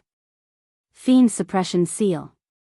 Su Zimo's left hand flickered and he connected his middle finger and thumb, conjuring a hand seal while chanting a mental sutra. Boom! A golden palm descended from the sky in a blinding manner. Tearing through the firmament, the patterns on the palm were clearly visible as it slammed towards the Skynet fist with an apocalyptic might. The palm and fist collided, creating a deafening bang in midair. The spirit chi in the void turned chaotic instantly. A massive wave of energy shot out from the collision as a core, spreading towards the surrounding in a golden light as spirit energy dissipated. Su Zimo's arms were already starting to feel numb after clashing with Di Xing repeatedly earlier on. If not for his powerful bloodline that surged like a tidal wave, he would not be able to lift his arms now, let alone have the strength to retaliate. Right then, Lu Yun's fist flew over. Good move. Su Zimo narrowed his gaze and punched in reverse. His right hand was the indestructible blood bone palm. One side was an accumulated attack while the other side was a forced counterattack. Despite knowing that he had the disadvantage in strength, Su Zimo could only ensure that his right hand would not be crippled by the other party's punch. Bang! The fist and arm collided. Lu Yun's bracers struck Su Zimo's fist. However, instead of bones cracking, a dull sound of defeat was heard. Su Zimo's right hand was bloodied but his bones were intact, merely suffering wounds on his flesh. Huh? His palm isn't crippled? Lu Yun's pupils constricted. The other party merely suffered injuries on the flesh after taking a supreme-grade spirit weapon head-on with his body. In fact, his bones weren't even cracked. As expected, Su Zimo's strength was not enough for that clash and his body stumbled backwards towards the 10 incoming bone spikes. Fufu, he's going to die in my hands still. Di Xing sneered. However, he stopped before he could finish. Under their watchful gazes, Su Zimo was about to be pierced by the 10 bone spikes when his bones and tendons sounded at the same time. They shifted and suddenly contracted into a bundle, making him the size of a small child. Pust! The two of them gasped. Lu Yun was even more shocked. How was that possible? Because Glass Palace specialized in body tempering, he knew very well that it was extremely difficult for a person to achieve what Su Zimo just did. That was the art of tendons transformation, a point where even the tendons and bones have been cultivated to the extreme. In fact, a person could change their appearance with this. Only a nascent soul with an essence spirit could distinguish between the person's true appearance. Even Pei Chunyu of Glass Palace could not achieve this, let alone him. After his body shrank, a few bone spikes that should have pierced Su Zimo missed instantly. Despite that, Su Zimo could not avoid all of the bone spikes. His miniature frame twisted in midair and contorted into an unimaginable arc, shuttling through a few bone spikes. Poof! Flashes of blood appeared.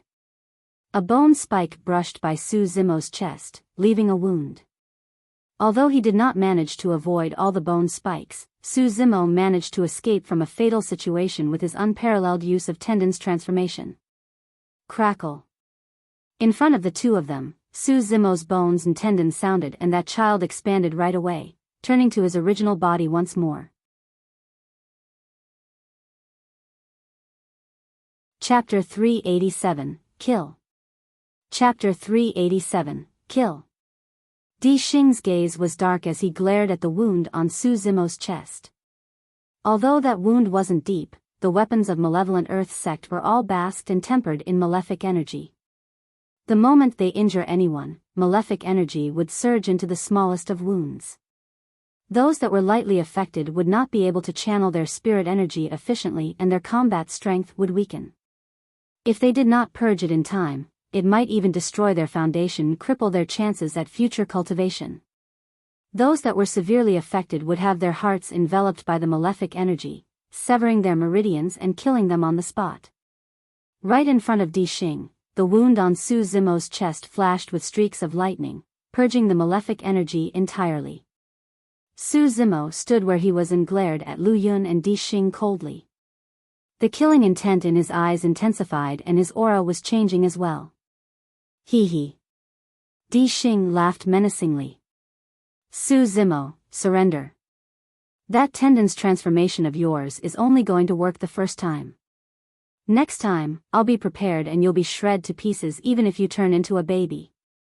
Su Zimo, I'm going to give you a chance.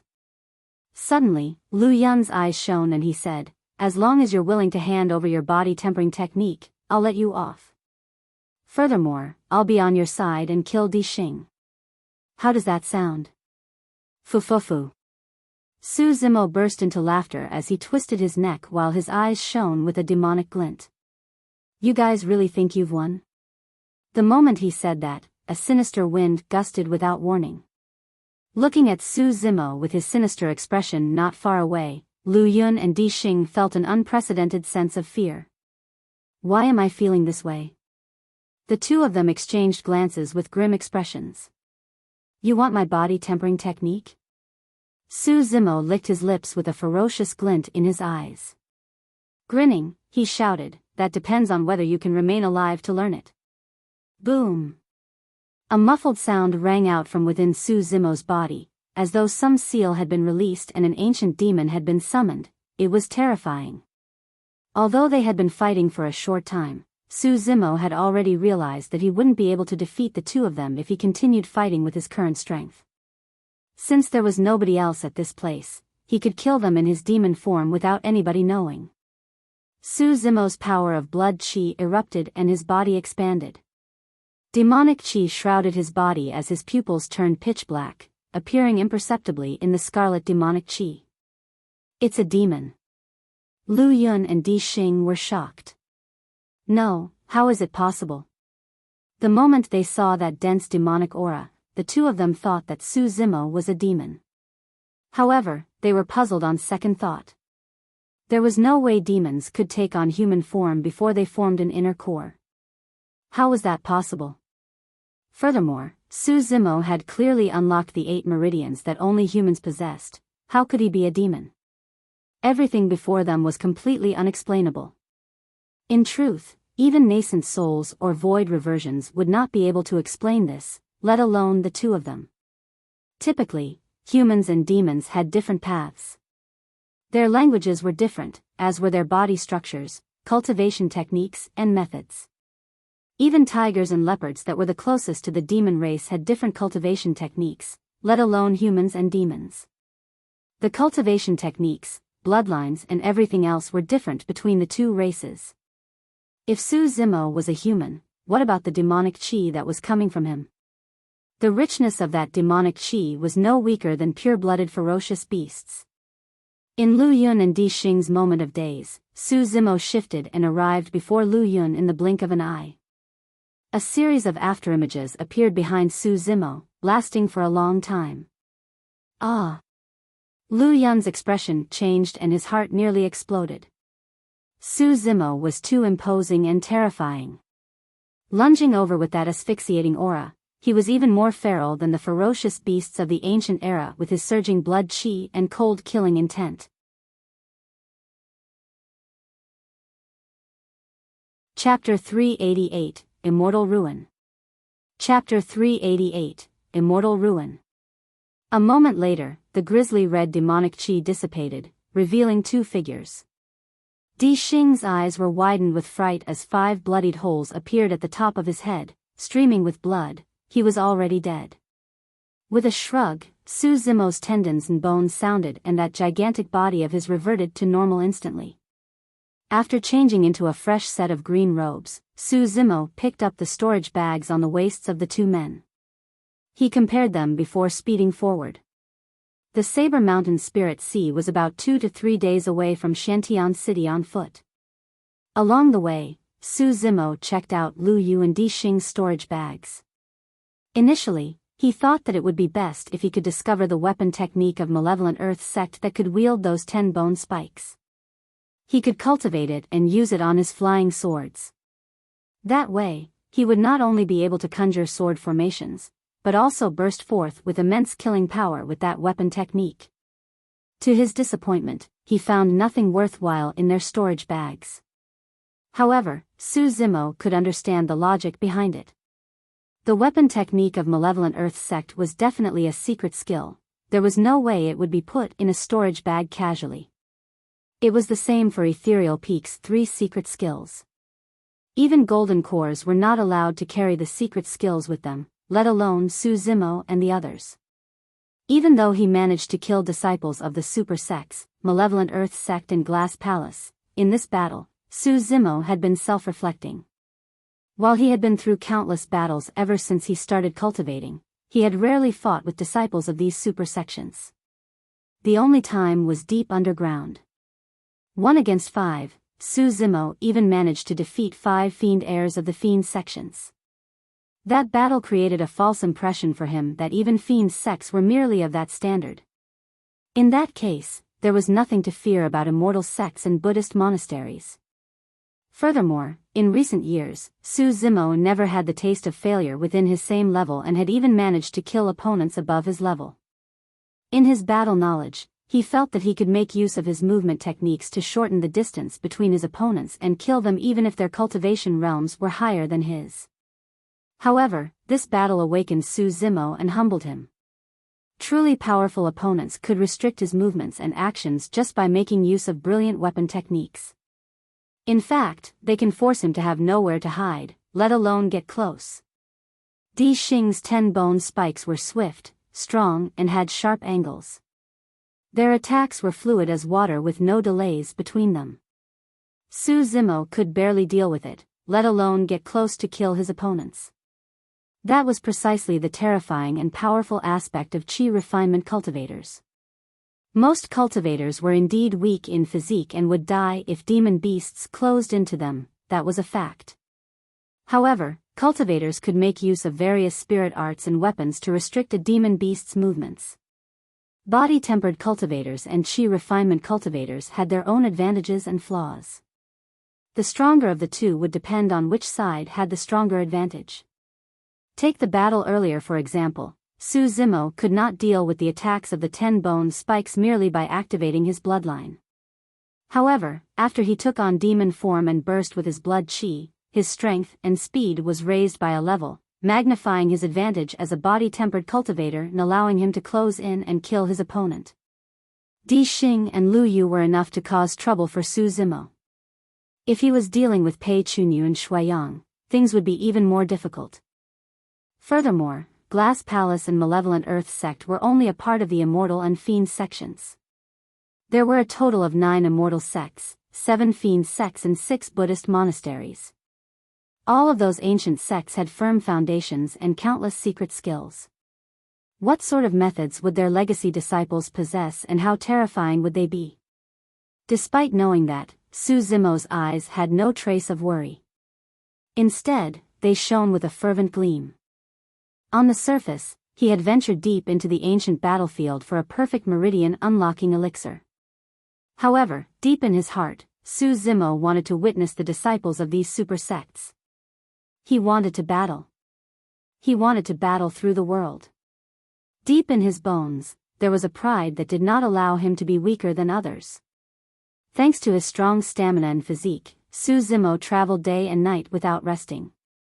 Even in the night, he didn't have any scruples. By emitting his immense demonic chi while traveling, few demon beasts dared to approach him. 2 days later, Su Zimo slowed down gradually and looked at the distant horizon with deep shock in his eyes. He had never seen the legendary Saber Mountain Spirit Sea before. However, the moment he arrived at this place, he already knew that the mountain and sea before him was the exact location. Before he even arrived, Su Zimo could hear the rumbling of the sea gushing and invigorating one's mind. The damp aura blew at his face. The aura was not merely damp air, it was damp spirit chi that was rich and pure. Could the boundless sea before me be made up of spirit chi entirely? Su Zimo could not help but feel shocked, and that thought crossed his mind. Right then, the sound of clothes flapping through the air rang. A few cultivators arrived and their conversation attracted Su Zimo.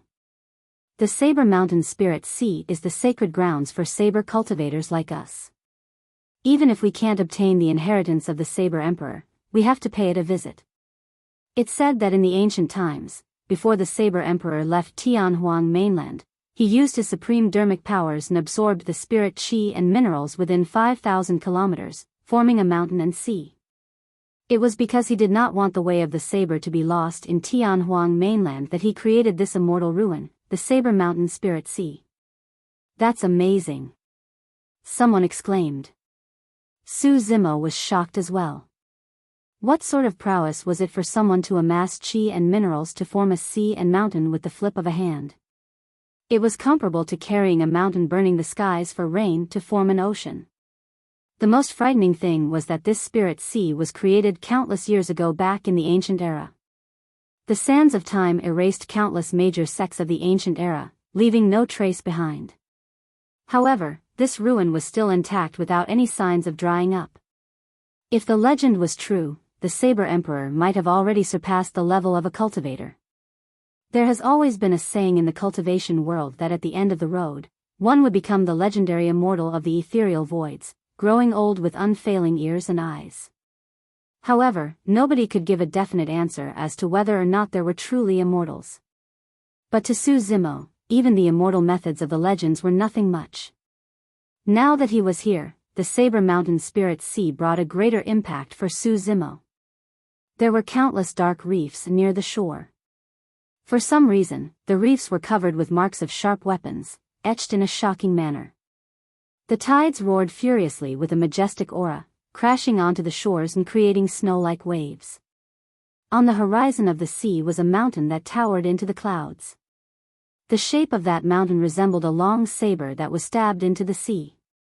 With a slender and precipitous blade, its handle was hidden in the clouds, barely visible. This was the Saber Mountain Spirit Sea. Chapter 389, Indeed, You Have Come. Chapter 389, Indeed, You Have Come. The sword reigned supreme in Tianhuang mainland, and there were extremely few pure saber cultivators, much less in the ancient battlefield. Although the ruin was left behind by the Saber Emperor, there were not many cultivators gathered here, merely a few thousand people gathered along the coastline. The strange thing was that most of the cultivators stood far away from the shore, seemingly afraid of the spirit sea as they pointed in hushed discussions. Because he had limited knowledge of the Saber Mountain Spirit Sea, Su Zimo came beside the crowd and listened intently. The methods of the Saber Emperor are extraordinary to be able to condense chi into a sea. I'm sure the benefits of cultivating in this spirit sea must be immense. In the crowd, a skinny cultivator murmured deeply with bright eyes. Foo-foo. How ignorant. The moment he said that, the crowd started mocking him. The person who first spoke blushed and craned his neck, refuting, "What did I say wrongly?" The spirit chi within the spirit sea is extremely rich and pure. However, it possesses boundless saber chi and is extremely sharp. You will have to receive the baptism of the saber chi the moment you enter the spirit sea. With your tiny frame, you will most likely explode a few steps into the spirit sea. There have been countless elites who have been buried in this spirit sea throughout history. You can try entering if you're not afraid of death. Su Zimo was enlightened. This was the reason why there were marks of sharp weapons on the reefs. It was because the spirit sea contained endless saber chi, and cultivators with weak physiques could not handle it at all. If they stood too close to the shore, one might not be able to escape if a huge wave crashed and engulfed them within. A cultivator said in a deep voice, "This is a test left behind by the Saber Emperor. One will have to cross the Spirit Sea and ascend the Saber Mountain if they want to obtain his inheritance. Su Zimo looked into the distance. The Saber Mountain stood erect at the end of the Spirit Sea, truly far away and unreachable. That's easy. The skinny cultivator pointed to the Saber Mountain and declared proudly, we can just ride on our flying swords. Even though the Saber Mountain is far away, there's no way we wouldn't be able to reach it before nightfall. Ha ha ha ha. The crowd laughed once more. Someone shook his head. If the test left behind by the Saber Emperor was so simple, there wouldn't only have been a single person who received his inheritance from the ancient era till now, right? Before he finished, a cultivator arrived from far away, looking excited. Summoning a spirit saber from his storage bag, that person leaped onto it and channeled spirit energy before shouting softly, "Go!" Shoo! He turned into a streak of light and crossed the Spirit Sea, flying towards the Saber Mountain. Most of the cultivators in the crowd had mocking expressions and smirked coldly, as if waiting to see a joke. Su Zimo knew that things were probably not so simple. Before he could complete his thought, the person froze in midair above the Spirit Sea and paused for a moment before falling in. No matter how that person struggled to channel spirit energy in midair, it was useless. He was swallowed by a wave before he even fell into the Spirit Sea. Ah! He floated on the Spirit Sea and let out an occasional scream before vanishing after a brief moment. The surface of the water was stained with blood that was gradually washed away by the surging waves. The skinny cultivator who first declared that he wanted to ride his flying sword across the Spirit Sea turned pale as sweat poured down from his forehead while he breathed hurriedly. Su Zimo was secretly shocked as well. The Spirit Sea was truly out to kill. That explains why nobody has tried to cross the Spirit Sea despite thousands of cultivators standing here. A cultivator at the side explained, flying is forbidden in the skies above the Spirit Sea. Even if you manage to enter it, you will still fall into the water. You're only asking for trouble trying to come up with tricks in the face of an emperor, someone else sneered. The skinny cultivator composed himself and asked again after a brief moment, in that case, only disciples of body-tempering super sects such as Glass Palace and Overlord Palace can cross the Spirit Sea? It doesn't matter what sect you are from. Another cultivator explained, only saber cultivators are qualified to cross the Spirit Sea. Any other cultivator will be minced to death by the saber chi if they try to cross it forcefully. That's right. I heard that in the past, a paragon from Sword Sect tried to cross the Spirit Sea to challenge the Saber Emperor's authority.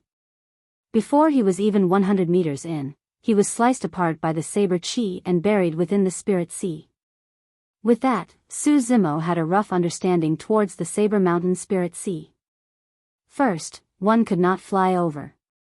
Second, one had to be a saber cultivator. Third, only those with a physique strong enough to withstand the baptism of the saber chi can cross the Spirit Sea and pass the Saber Emperor's test. In that case, he might truly be able to give it a shot. Right then, Su Zimo's gaze shifted towards a dark black reef by the shore. A man in blood-colored robes sat there with a long saber placed horizontally across his knees. His eyes were shut and his drenched black hair swayed casually, covering his face. Of the thousands of cultivators, this man was the only one who dared to sit on a reef by the shore regardless of the waves. Even though his clothes were long drenched, he seemed oblivious to the fact. There were more than 10 corpses behind this person, some of them had clearly just died not long ago. When he looked at the person's back view, Su Zimo felt like he had seen this man somewhere before but could not recall where. After pondering for a moment, he looked at a cultivator beside him and asked softly, "Who's the blood-robed cultivator?" "That's a savage character." The cultivator whispered warily, "Do you see those corpses behind him? Those were cultivators who wanted to cross the Spirit Sea. However, they chose to start too close to him and were killed by him. Just because of that?" Su Zimo furrowed his brows slightly. If that was the only reason why this man went on a massacre, he was definitely not just savage. The cultivator pursed his lips and said, "Zenith Sect's fiend heir doesn't need reasons to kill. It's him." Su Zimo's heart skipped a beat. The cultivator at the side continued, there's a high chance he's going to cross the spirit sea and obtain the inheritance. I heard that the cultivator who managed to obtain the Saber Emperor's inheritance 1,000 years ago was from Zenith sect as well. All of a sudden, the blood-robed cultivator who was seated on the reef with his eyes shut stood up and turned around slowly, looking in Su Zimo's direction. A top-tier expert as such would definitely sense something if someone was staring at him for a long time. Furthermore, at that moment, Su Zimo's mental state fluctuated slightly and there was even a hint of hostility in his eyes. When he saw the person's face, Su Zimo no longer had any doubts. The blood-robed cultivator was the fiend heir of Zenith sect that he had fought underground back then. Fufufu. The blood-robed cultivator laughed and stared at Su Zimo. His eyes were bright and burned with excitement as he said slowly, indeed, you have come. I've been waiting for a long time. Chapter 390, Crossing the Spirit Sea. Chapter 390, Crossing the Spirit Sea. The moment he said that, the saber hovering in front of the cultivator buzzed loudly, emitting an extremely intense killing intent that sent shivers down one's spine. The group of cultivators who were originally standing beside Su Zimo dispersed in shock. The blood-robed cultivator's name was Biyao. Back then, after the few of us escaped by chance, we thought that you were buried beneath. Biyao's gaze was burning as he stuck out his grisly red tongue, revealing a set of pearly whites and a sinister smile. However, when I heard that Demoness G survived, I guessed instantly that you must have too. Su Zimo did not move and asked with a calm expression, you knew that I was coming? Haha. Biyao replied delightedly, given your potential and methods, there's no doubt you will enter the ancient battlefield. Furthermore, since you use sabers, you are a saber cultivator and will definitely come to the Saber Mountain Spirit Sea. The competition for the position of the fiend heir was extremely intense in the fiend sections. Almost all the fiend heirs got to their positions by trampling on countless corpses, none of them were common folks. It was especially so for Zenith sect. For a sect that established its roots through killing, the competition between fellow disciples was even more cruel. As the fiend heir of Zenith sect, there was no way he could swallow the indignance of losing to an unknown cultivator underground back then. Seems like the two of them have a deep feud. What is the background of that man? How is he still alive and well despite having a feud with the fiend heir of Zenith sect? Far away, the cultivators discussed in groups. Biyao's gaze darted past Su Zimo's waist and he could not help but scoff coldly when he did not catch sight of a sect badge. I don't care what your background is, today, I'm going to take your life to establish my Dao formation. I'm afraid you're going to be disappointed. Su Zimo replied indifferently, if I can defeat you once, I can definitely defeat you again. The moment he said that, the crowd fell into an uproar. That man managed to defeat the fiend heir of Zenith sect? What's his background? Do you need to ask? He's definitely a paragon from one of the 9 immortal sects. Clang. Clang. Without a second word, Su Zimo took out Blood Quencher from his storage bag. His spirit energy churned and the saber shone brightly like a frightening blood sun. A perfect 5 patterns with a torrential blood chi. The blood stench emitted by Biyao was extremely similar to Biyao's aura. Good saber, good saber. Biyao's eyes lit up and he burst into laughter. That saber was practically custom-made for me. You think you're worthy of it? Su Zimo replied indifferently. Blood Quencher was refined by him personally. Right when he was about to fail, he infused his bloodline to condense the 5th spirit pattern, completing it. Su Zimo's bloodline was used to cultivate the mystic classic of the 12 demon kings of the Great Wilderness and the Void Thunder Manual, and it possessed essence of the dragon race. Apart from him, there was no one in this world that was worthy of wielding it. Deploying Divine Steed Fleeting, Su Zimo lunged forward before releasing Plow Heaven Stride. He landed on a reef in front of Biyao and stopped. Boom! The reef exploded. Blood Quencher descended from the sky and its blood beam exploded, engulfing Biyao within it. Huh! He's only at 5 Meridian Foundation establishment. A 5 Meridian Foundation establishment cultivator is actually challenging the fiend heir of Zenith sect? How did he manage to survive to this point with his low cultivation realm? A wave of shock and astonishment could be heard from the crowd. Clang! Biyao did not retreat nor dodge. He propped up his supreme-grade saber with both arms and retaliated with a backhand slash. The sound of metal clashing overwhelmed the crowd's exclamations while silencing all their previous doubts. 7 spirit meridians shone beneath Biyao's blood robes as spirit energy gushed, emanating a thick blood stench and almost materializing his killing intent. However, Biyao did not have any advantage against Su Zimo's slash. Such terrifying melee combat strength. That person's bloodline. I seem to be hearing the sound of a tsunami in it. You must have heard wrongly. That must be the sound of the spirit sea. Tsunami blood, how could someone have cultivated their bloodline to that level? Biyao's eyes flashed with a cold killing intent. Loosening his grip, Biyao's saber left his hand and revolved around Blood Quencher's blade, aiming straight for Su Zimo's face.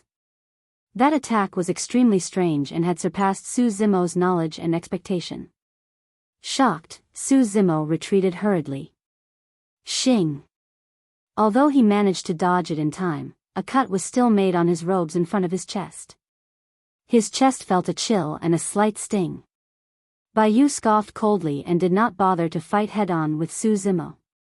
Striding forward, he gripped his saber once more and his figure flashed. The next moment, he slashed down at Su Zimo's ribs with his saber's blade pointing up. Su Zimo frowned. Biyao's saber technique was extremely lethal. However, the angles in which the blade came from were way too sharp and difficult to deal with. Su Zimo retreated once more. In the past, Su Zimo merely had to make use of his terrifying bloodline as well as his perfect spirit weapon, Blood Quencher, to cleave down in simple moves, and that was enough to take down his opponents. However, in the past few days, he realized his weakness after exchanging blows with disciples of Tianhuang mainland's top factions. He did not know any saber techniques at all and was full of openings. The moment he attacked, his opponents would locate his openings and deal him a fatal strike. Biyao did not have to fight head-on and could force Su Zimo to retreat just by relying on his superior saber technique. Su Zimo did not even dare to retaliate with his saber. If he did, it would be a mistake. His openings would only be magnified and his situation would become much more dangerous. Biyao's attacks were relentless and came in a flurry. Every single slash was a killing move with a murderous intent, causing blood stench to surge everywhere. If he was careless, Su Zimo could die on the spot. With the help of his spirit perception, Su Zimo managed to avoid a number of dangerous situations. Back then, underground, Su Zimo was able to fight against 5 men and even kill a fiend heir. But now, without the ancient spirit lock formation, the fiend heir of Zenith sect could fight at his maximum strength and suppress Su Zimo completely with the help of his precise and sinister saber techniques. Even so, there was still no trace of panic in Su Zimo's eyes. It was simple for him if he wanted to break free of the current predicament. He could take on his demon form and burst forth with his blood chi. At that time, Su Zimo's strength and speed would be raised to another level and he could fight at melee range no matter the type of saber technique he had to face. However, there were many people around. If he were to take on demon form, he would most likely be an outcast in the ancient battlefield and Tianhuang mainland from now on. The second option he had was to cross the spirit sea. As he thought about it, Su Zimo already had a plan in mind. With a long howl, he retreated and dashed towards the spirit sea. What? That man wants to cross the spirit sea? Does he have a death wish? Now that he was worked up, there was no way Biyao was going to let Su Zimo off as he hollered, "There's nowhere for you to run." One after another, the two of them appeared above the spirit sea in an instant. Su Zimo took a deep breath of air and skipped on the waves with light treads. Sprinting towards the Saber Mountain, he was 5 kilometers away in the blink of an eye. Biyao bit his long saber with his mouth and sprawled like a water strider that was floating on the water. Gliding with his limbs, his speed was not slower than Su Zimo's.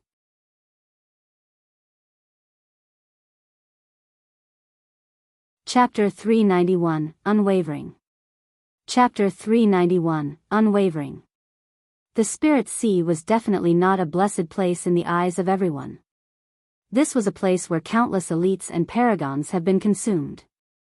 Right now, there were few cultivators who dared to attempt it. Su Zimo and Biyao's rush into the Spirit Sea one after another caused a commotion. Initially, the water surface merely surged with waves. However, after the two of them entered, the Spirit Sea seemed to have been agitated and turned tumultuous.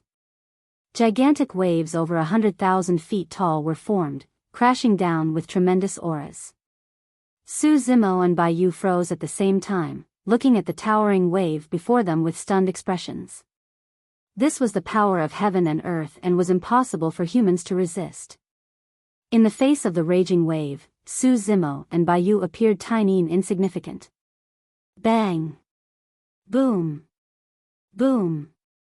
The massive wave crashed and absorbed the two of them into the sea. Even golden cores would find it hard to resist such power. Before he was sucked in, Su Zimo hurriedly took a deep breath of air and held it. In the blink of an eye, the two of them were devoured. Now that he truly entered the Spirit Sea, Su Zimo experienced the saber chi that those cultivators were talking about. Every single drop of seawater possessed an infinitely sharp intent, slicing at his body from all directions like a blade. Even with his powerful body, he could feel slight waves of pain. Su Zimo was secretly shocked. If any ordinary cultivator were absorbed by the Spirit Sea, they would most likely be torn into pieces within 10 breaths. All of a sudden, Su Zimo's mind flashed with a warning as the water current behind him fluctuated unusually. It was as though an extremely sharp object was cutting through the waves towards him. It's Biyao. Even after entering the Spirit Sea, Biyao did not give up on hunting down Su Zimo. Su Zimo exerted all his force and leaped like a water dragon, resurfacing above the water. He tread on the water and continued sprinting towards the Saber Mountain. Biyao was hot on his heels. In front of them, the waves rumbled louder and louder. The ocean spray was like a white line between the sky and the sea, resembling a massive army charging at them with ferocious momentum. In the blink of an eye, Su Zimo and Biyao were swallowed by the wave once more. They resurfaced time and again only to be eaten up by the waves repeatedly. Under the baptism of the endless saber chi, even Su Zimo was feeling pressured. The deeper into the Spirit Sea, the more terrifying the power of the waves became. The sea howled relentlessly and the waves surged, as if they could not calm down unless they ate Su Zimo and Biyao. The two of them slowed down. The distance between the two of them increased as well. In terms of physique, Biyao could not match Su Zimo's after all. By now, Biyao was already feeling a little exhausted and dizzy. The longer they were in the Spirit Sea, the more saber chi they would accumulate within their body. Once the limit it could endure was reached, the body would be shredded up by the endless saber chi, causing the flesh, tendons, bones and organs to be cut up. Biyao could already sense the saber chi of the Spirit Sea invading his organs. With a leap, he appeared on the surface of the sea and took a deep breath of air. There was a faint taste of salt at the bottom of his throat. I can't chase anymore. Biyao's heart skipped a beat. He would still have a chance if he were to return to shore right now. If he truly entered the depths of the Spirit Sea, it would be too late even if he wanted to retreat at that time. His eyes were filled with hatred as he looked at Su Zimo, who was still floating in the Spirit Sea. He was indignant that he could not get to kill Su Zimo personally. Su Zimo's attention was entirely focused on how he should deal with the waves crashing from all directions, on how he should pass the test to reach the Saber Mountain. After arriving on the shore, Biyao's face was pale as he assumed a lotus position right away to channel his bloodline so as to purge away the saber chi in his body. A long time later, thousands of cultivators stood at the shore and watched the tiny figure. All of them were shocked with agape mouths. 4 hours had passed and that man was still struggling through the spirit sea. This was an outcome that none of them had expected. At this moment, even though Su Zimo appeared tiny, none of them viewed him as a pathetic being. His unyielding will moved everyone. It was the same for the path of cultivation as well. If one did not have a will and determination as such, how could they reach the very end? Could he truly be able to obtain the Saber Emperor's inheritance? I don't think so. Throughout history, only one person has succeeded. This person can't do it. By the looks of it, I don't think he can hold out for much longer. Many cultivators discussed softly. Suddenly, Biyao opened his eyes and let out a long breath, adding a tinge of redness back to his face. He had finally expelled all the saber chi in his body after 4 hours of cultivation. However, during this period of time, Su Zimo was still advancing against the tide, fighting against the surging waves and the sharp saber chi. I don't believe that you'll be able to reach the Saber Mountain.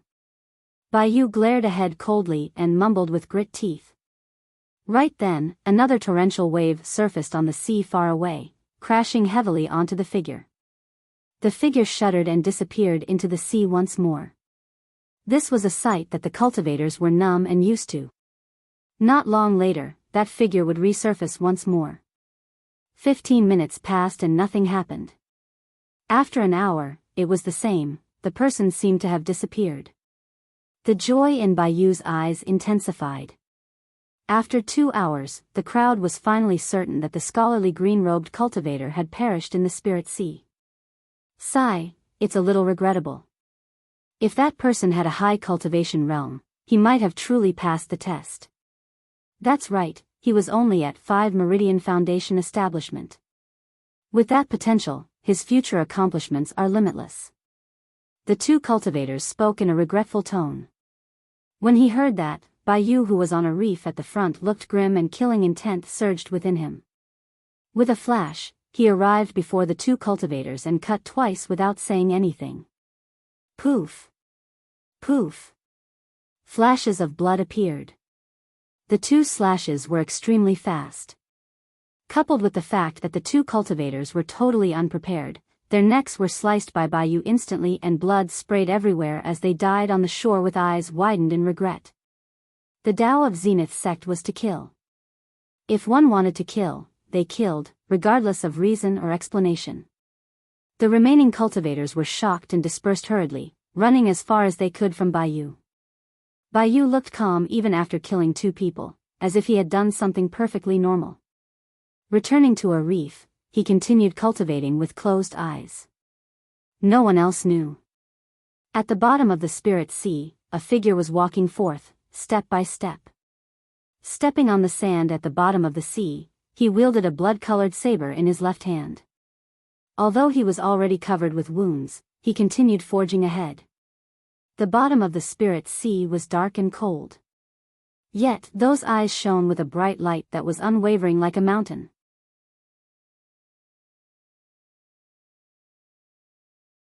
Chapter 392, Breakthrough. Chapter 392, Breakthrough. It was getting increasingly difficult to travel on the surface of the sea. The power of the waves was too strong and Su Zimo's body was already breaking apart from the relentless impacts, his organs were already shaking violently. He would definitely die if he continued that way. As such, Su Zimo could only take a deep breath of air and sink to the bottom of the sea. The bottom of the sea was filled with white bones. Those were the elites that have died in the spirit sea over countless years. Stepping on their bones, Su Zimo advanced slowly. The bottom of the sea was much calmer compared to the surface without any shocking or turbulent waves. However, there was the undercurrent. Deep in the sea, Su Zimo had to endure even more pressure with the endless saber chi alongside going against the current. There were countless times when he was pushed back by the undercurrent. However, each time, he got back up and continued advancing. As time passed by, the saber chi within Su Zimo's body was already at his limit.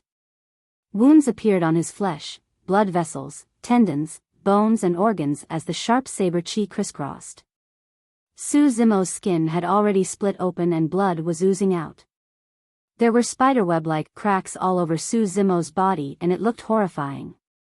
He grunted and stopped in his tracks. If this continued, his life force would be completely destroyed by the saber chi. Su Zimo sat on the ground and burst forth with his power of blood chi. He was not worried about his demonic cultivation being exposed now that he was at the bottom of the sea. The sound of tsunami, rumbling thunder, tigers and leopards as well as an odd sound that was rather familiar emanated out from his body in a terrifying manner. Dragon's roar. A thought flashed through Su Zimo's mind. This fourth sound was the dragon's roar that he had heard back in the primordial ruins.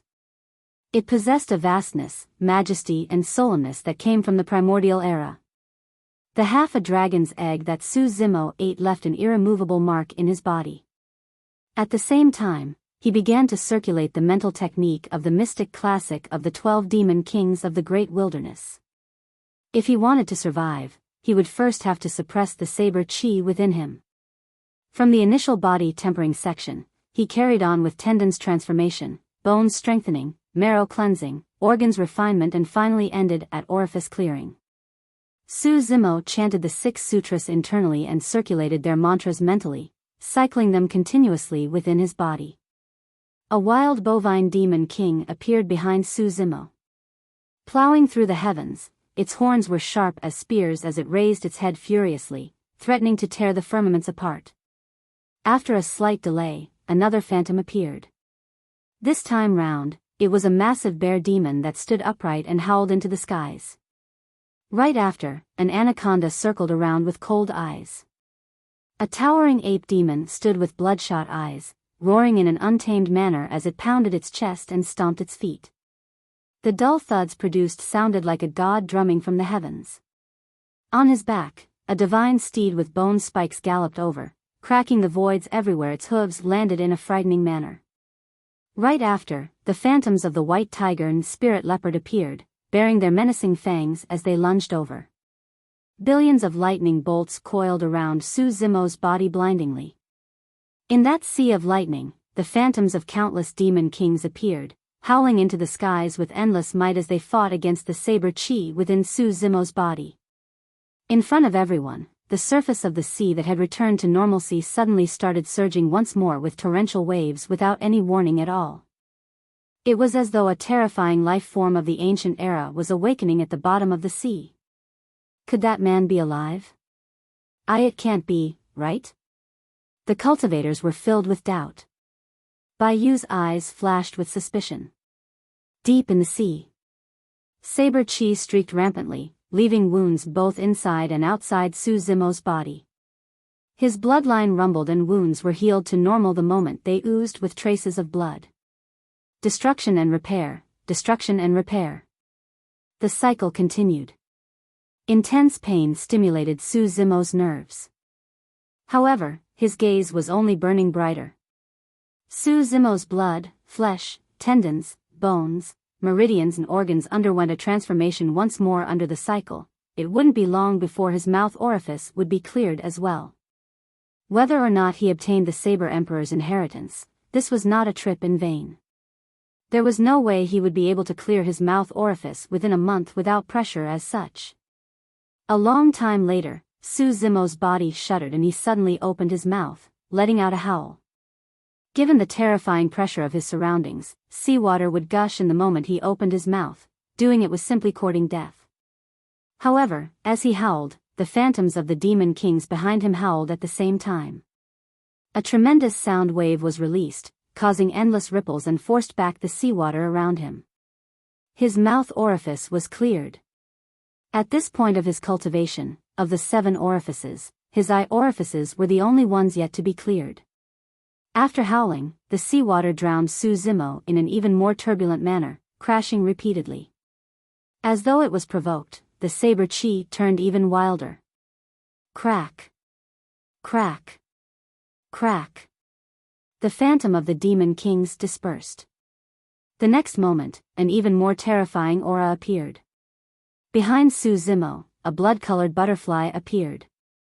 It seemed illusory and surreal with 2 crescent moons imprinted on its wings. Instantly, the seawater calmed down, frozen solid as though it was shocked by the aura. The blood-colored butterfly flapped its wings gently and the saber chi within Su Zimo's body was suppressed, going silent instantly. With that, the blood-colored butterfly disappeared, as though it had never appeared to begin with. Now that the saber chi was no longer aggressive, all that remained within Su Zimo's body was the purest spirit energy. It was as vast as the sea. The spirit energy within Su Zimo's dantian was increasing rapidly. He had just advanced to 5 Meridian Foundation establishment. But right now, his 5th spirit meridian was completely filled with pure and rich spirit energy. As spirit energy surged, his 6th spirit meridian started to appear faintly. A long time later, there was a loud boom. The 6th spirit meridian was unlocked beneath his green robes. 6 Meridian Foundation establishment. Su Zimo was stunned. He had broken through in both his immortality and demonic cultivation. Although he was now at the bottom of the sea, the pressure he was experiencing decreased greatly. Su Zimo continued advancing against the currents.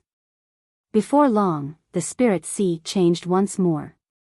As though an invisible pair of hands had reached into the spirit sea to stir it forcefully, a gigantic vortex was formed, affecting the entire sea. Su Zimo was sucked into it and merely felt the world spin. His entire body was contorted by the power of the vortex and felt like it was about to explode. His tendons and bones sounded at the same time as his organs shifted positions. Hurriedly, Su Zimo released his blood chi to contain the injuries within his body. He channeled the mystic classic of the 12 demon kings of the great wilderness and his head shone with 5 mysterious glows. Of the 7 orifices, only his eye orifices were dim without light. If he had not broken through earlier on, Su Zimo would have been shredded after being sucked in by the vortex. The change in the spirit sea attracted countless stares once more. The vortex was way too terrifying, resembling a black hole that threatened to devour the entire universe. How could this be? I heard from my master that 1,000 years ago, a similar phenomenon appeared after the cultivator who obtained the Saber Emperor's inheritance entered the spirit sea. You mean to say? Look. There seems to be someone inside the vortex. On the reef, Biyau's expression turned extremely terrible.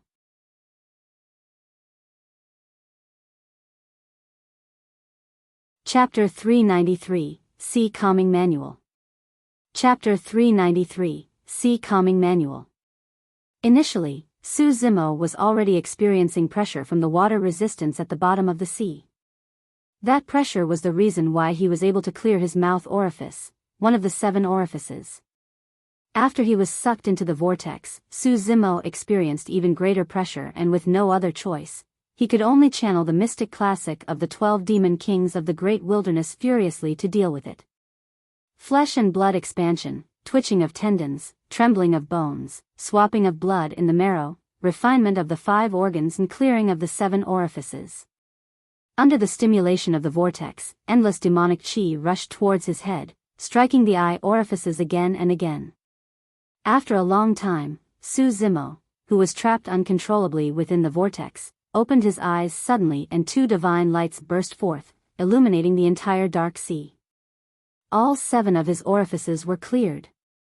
His skin, flesh, tendons, bones, marrow, organs and orifices entered a synthetic relationship, forming a major heavenly cycle within his body and attaining lesser mastery of the orifice clearing section.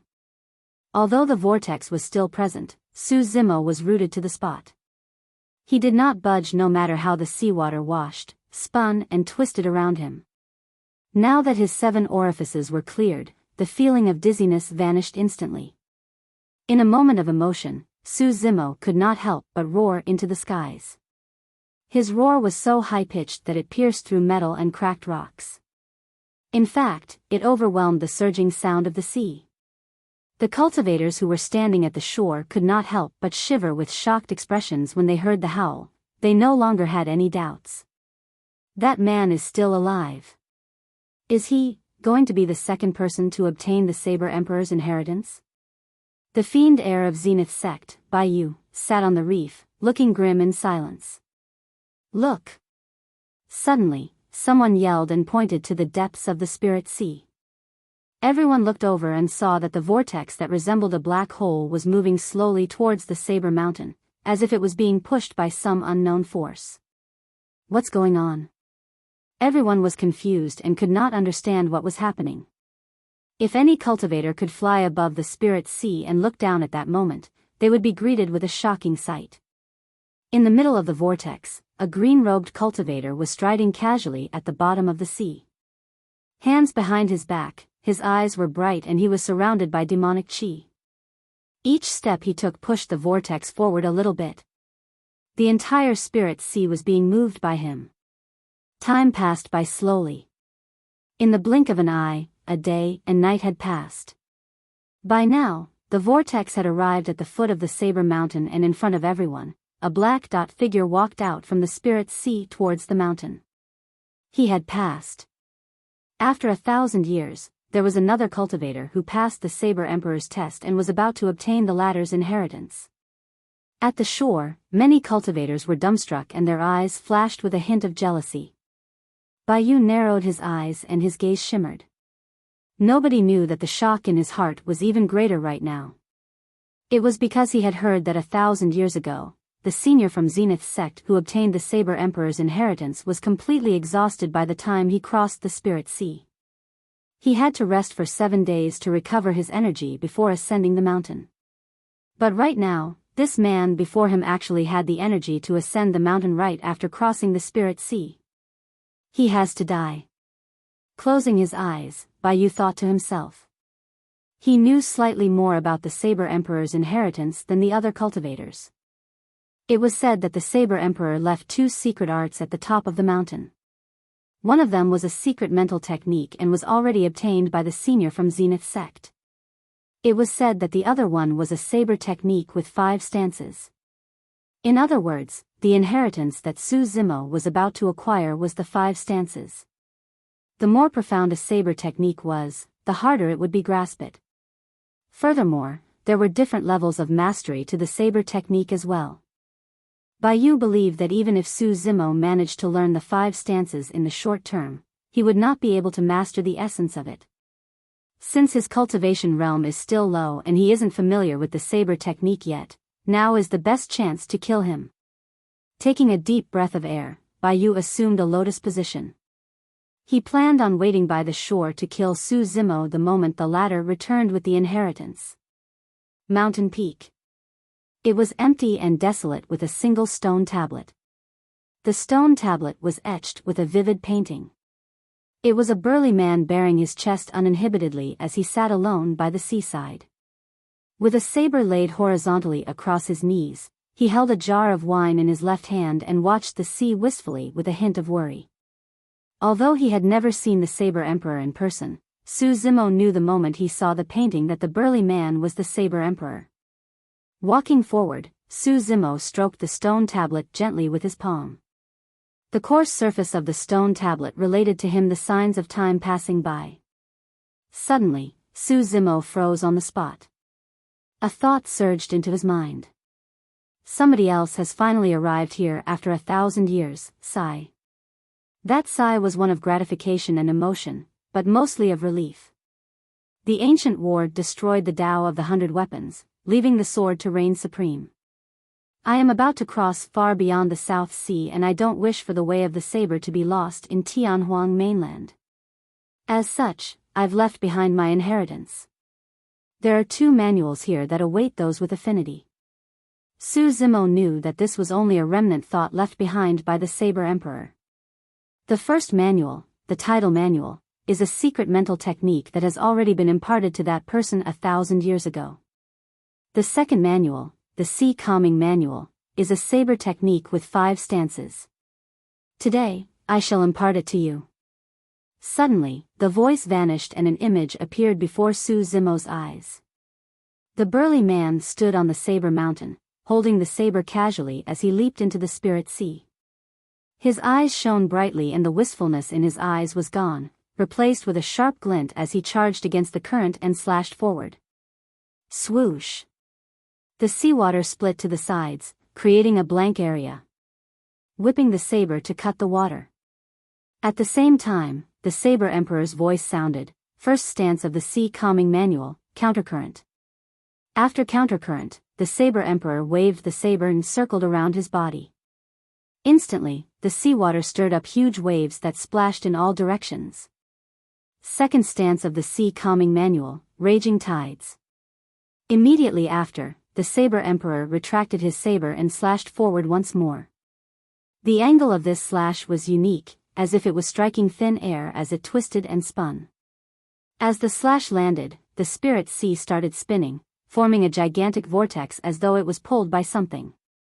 Third stance of the Sea Calming Manual, vortex. Upon seeing this, Su Zimo suddenly had an epiphany. He had experienced those stances personally in the process of crossing the spirit sea. Crossing the spirit sea was not just a test, but also an inheritance on its own.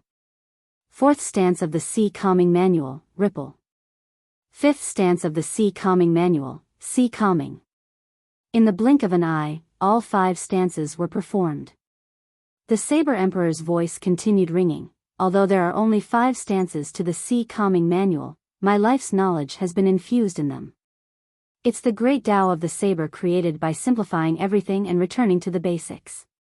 If you are able to comprehend the first 4 stances, that will be enough for you to roam freely in the cultivation world. If you can comprehend the final stance, even the world will be your oyster.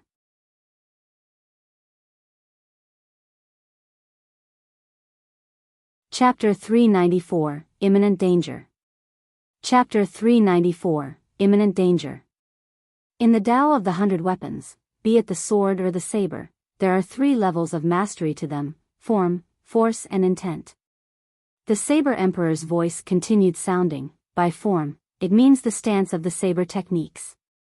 This is the most superficial of the mastery levels, and as long as a cultivator is willing to practice diligently, they will be able to attain proficiency and utilize it naturally. Force is the second level and is rather abstract. It could be understood as the force of the chi, aura or sound, and it's not something that everyone can achieve. Some people spend their entire lives without understanding the meaning behind the idea of force. At the level of force, the might of your saber technique will be even mightier, reaching a whole new tier of mastery. The third level is intent. Similar to sword intent, the saber has saber intent as well. Simply put, this is the realm of one's intent, and it's formless and ethereal. A single slash can contain the might of the universe. The obscurity of the intent realm can only be understood after one cultivates their essence spirit. One had to be at nascent soul realm at the very least if they wanted to achieve the third level of mastery. For now, Su Zimo did not have to think about that at all. Right now, all he had to do was master the first 2 levels of cultivating saber techniques. Whipping out Blood Quencher, Su Zimo recalled the 5 stances performed by the Saber Emperor and began practicing on the mountain peak. As the Saber Emperor had said, even though there were only 5 simple stances, executing a perfect version of even one of them was extremely difficult. At the same time, Su Zimo finally understood why the Saber Emperor had to lay down a test as such. The Sea Calming Manual's requirement on one's physique was way too high. Although countercurrent was a starting move, a person's arm would explode if their physique was not strong enough. Even after lesser mastery of the orifice clearing section, Su Zimo could only use it while channeling his bloodline. That single slash required every single muscle on his body to move. Of course, that was not the only difficulty to executing a perfect version of the stance. There must not be any deviations to the degree of his motions, the timing and angle of his slash, as well as the strength used. Any single mistake and the saber technique would not be able to be executed. Su Zimo practiced repeatedly. Fortunately, he had experienced countercurrent, raging tides, vortex and ripple personally while crossing the spirit sea, and they were comparatively simpler to understand. After 10 days of not resting and sleeping, Su Zimo could finally manage to perform the first 4 stances. Although he was not entirely familiar with the first 4 moves, a little inexperienced in fact, he had still succeeded. However, during this period of time, no matter how Su Zimo adjusted, recalled and practiced, he could not perform the final stance, sea calming. Although it was a simple slash, Su Zimo could not do it no matter what. He was not discouraged. According to the Saber Emperor, sea calming was the essence of the sea calming manual, and the world would be one's oyster if they could comprehend it. What sort of a level was that? It was most likely beyond everything that Su Zimo knew. In that 10 days, apart from Su Zimo, there was also a burly man on the peak, watching Su Zimo practice silently without saying a single word. After 10 days, when he saw that Su Zimo was able to perform the first 4 stances of the saber technique completely, a look of comfort finally flashed through the burly man's eyes. "Very good, you are very good." The Saber Emperor nodded and his voice gradually dimmed. At the same time, his figure faded rapidly and disappeared from the world. Retracting his saber, Su Zimo bowed deeply in the direction where the figure of the Saber Emperor disappeared. The next moment, the Saber Mountain collapsed and the Spirit Sea evaporated. Standing on thin air, Su Zimo felt a sense of sadness fill him. After imparting the title and Sea Calming Manual, the final traces of that supreme paragon of the ancient era had disappeared from Tianhuang mainland as well. On the shore, many cultivators looked at the scene unfold with shock and remained silent for a long time. The Saber Mountain Spirit Sea disappeared before their very eyes at a visible speed. The Saber Mountain crumbled into rubble and the Spirit Sea dried up, with Spirit Chi returning to nature. From this day forth, the Saber Mountain Spirit Sea no longer existed in Tianhuang mainland. It was fortuitous that everyone managed to witness it. Descending on the ground, Su Zimo fell into deep thought, pondering about the second level stated by the Saber Emperor, force. Under normal circumstances, there was no need for Su Zimo to try and comprehend the second level since he was still very amateurish with the first 4 stances and had yet to achieve the first level. However, he felt a sense of déjà vu towards the comprehension of force. Back when he was studying in Pingyang town, Su Zimo often practiced calligraphy. In calligraphy, there was a saying of the 9 forces, relating to the movement of the brush tips and the way of writing. The 9 forces were about mastering the landing, reverse, hiding of the tip, protecting the body, weakening the stroke, raising the brush, the ending stroke and the horizontal finish.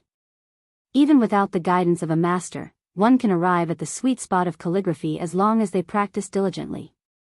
In reality, the forces mentioned by the Saber Emperor as well as the 9 forces of calligraphy were rather similar. In the world, there were many theories that were interconnected. That was also what the common saying in the cultivation world, "all things come together," meant. Under normal circumstances, ordinary cultivators wouldn't be able to comprehend the meaning of force, much less attempt at that level, without first familiarizing themselves with their saber techniques. However, Su Zimo was a scholar before entering the cultivation world and had studied the 9 forces of calligraphy before. The concept of force was not one that Su Zimo was foreign with. Therefore, he attempted to comprehend the meaning of force before he was familiar with the saber techniques of the Sea Calming Manual, trying to grasp at something. Closing his eyes, Su Zimo entered an indescribable state of bliss. This was an extremely rare state of enlightenment. He would definitely gain something the moment he awakened. After the Saber Mountain Spirit Sea vanished, Su Zimo had already attracted everyone's attention. When he entered the enlightenment state, everyone was in an uproar. Entering that state right now was definitely trouble rather than blessing for Su Zimo. There was no one around Su Zimo to protect him and any external stimulation could disrupt his enlightenment process, putting his efforts to vain. Furthermore, that was secondary. The most important thing was that someone was out to take his life. "Since the heavens want you to die, you can't blame me." Biyao smiled sinisterly and in a flash, pulled out a cold gleaming saber from his storage bag, speeding towards Su Zimo. When he approached, Biyao slashed horizontally. That slash was not fast nor was it strong. Furthermore, it did not have any killing intent at all. Biyao was worried of alarming Su Zimo who was in his enlightenment state, changing the current situation. He wanted to kill in stealth. Su Zimo's eyes were still tightly shut, as if he had not realized that danger was knocking right on his door. At the sight of that, many cultivators shook their heads and sighed. Initially, Su Zimo was the envy of many after obtaining the Saber Emperor's inheritance. However, who would have thought that he would die in the blink of an eye? At the end of the day, fate had played a trick on him. Biyao smirked in glee when he saw that the blade was about to slice Su Zimo's throat. "You're still going to die in my hands even if you've obtained the Saber Emperor's inheritance," Biyao sneered.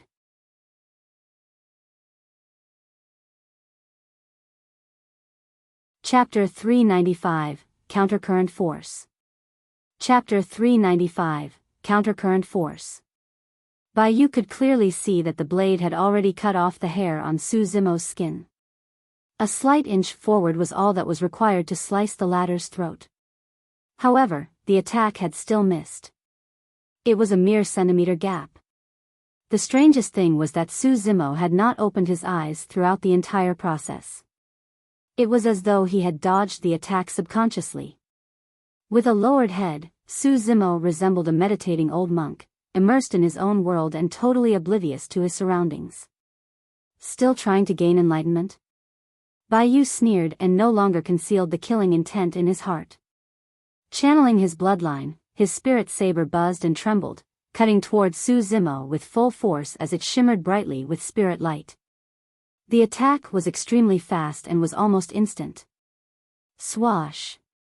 Su Zimo's expression was unchanged and his body fluttered like a willow catkin, evading that murderous attack from Biyao with his eyes still closed.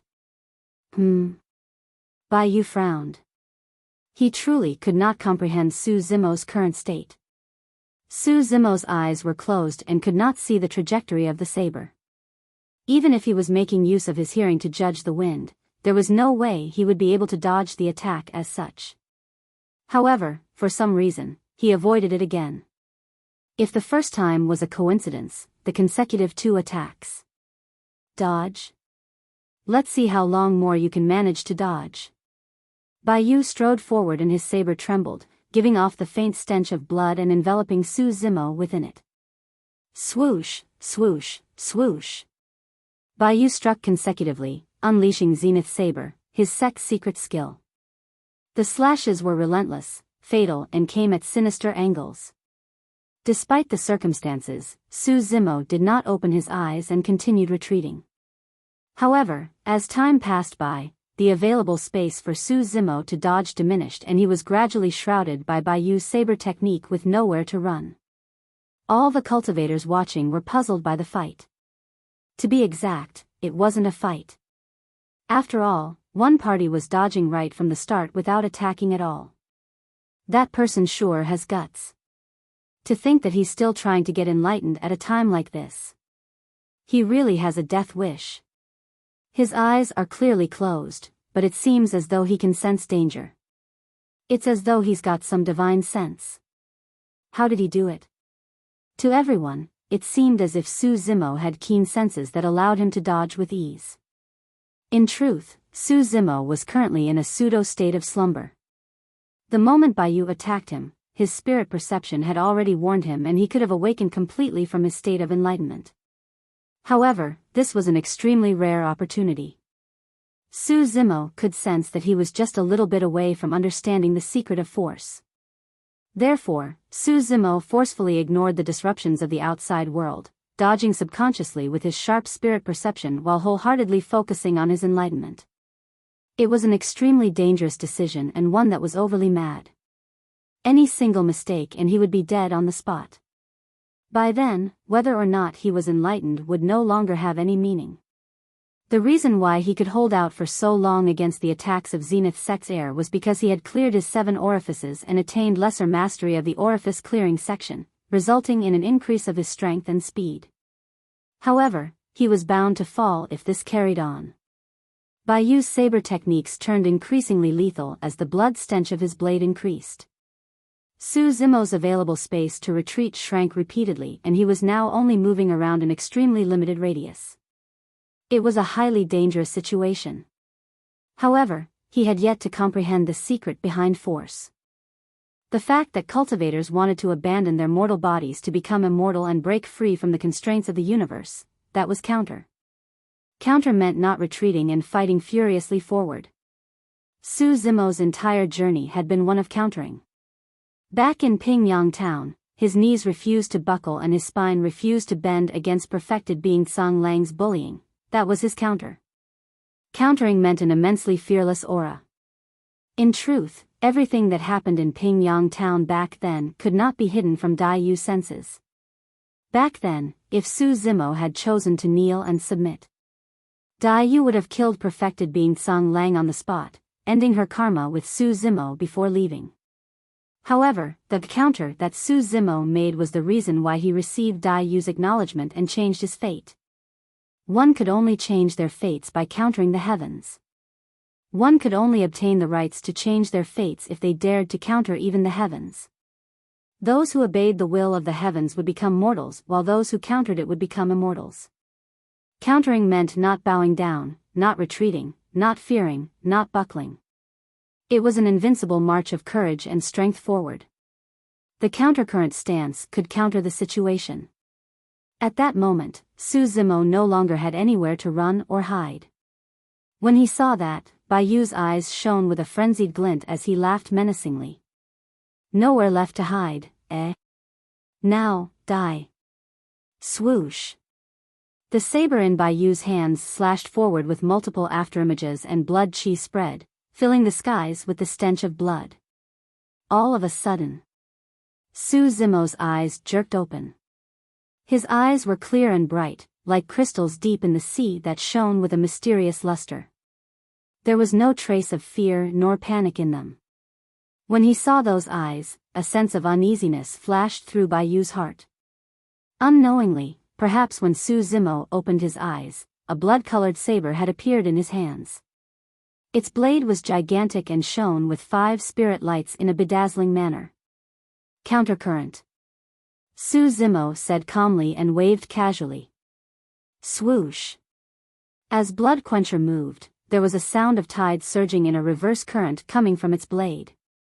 Initially, Biyao had the advantage with his domineering momentum.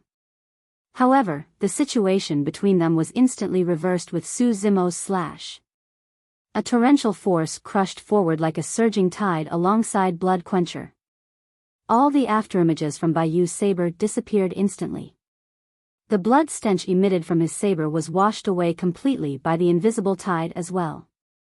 Against that massive force, Biyao's saber technique appeared simple and weak. Saber force. Biyao's eyes widened in shock. How was that possible? He joined Zenith's sect when he was 5 years old and had been practicing with a saber since then. After being immersed in the way of the saber for dozens of years, he had merely reached the peak of the first level of mastery of the saber and had not managed to reach the secret of force yet. However, the person before him had comprehended the meaning of saber force after cultivating for a mere 10 days. In the face of the saber force, all saber techniques were merely in form no matter how precise they were. The two sabers collided. Clang!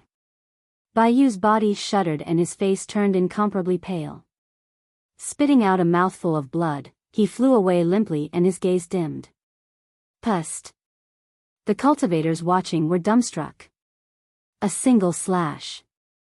Biyao's initial advantage was gone after Su Zimo opened his eyes, and within a single slash, he was the one that was sent flying and severely injured.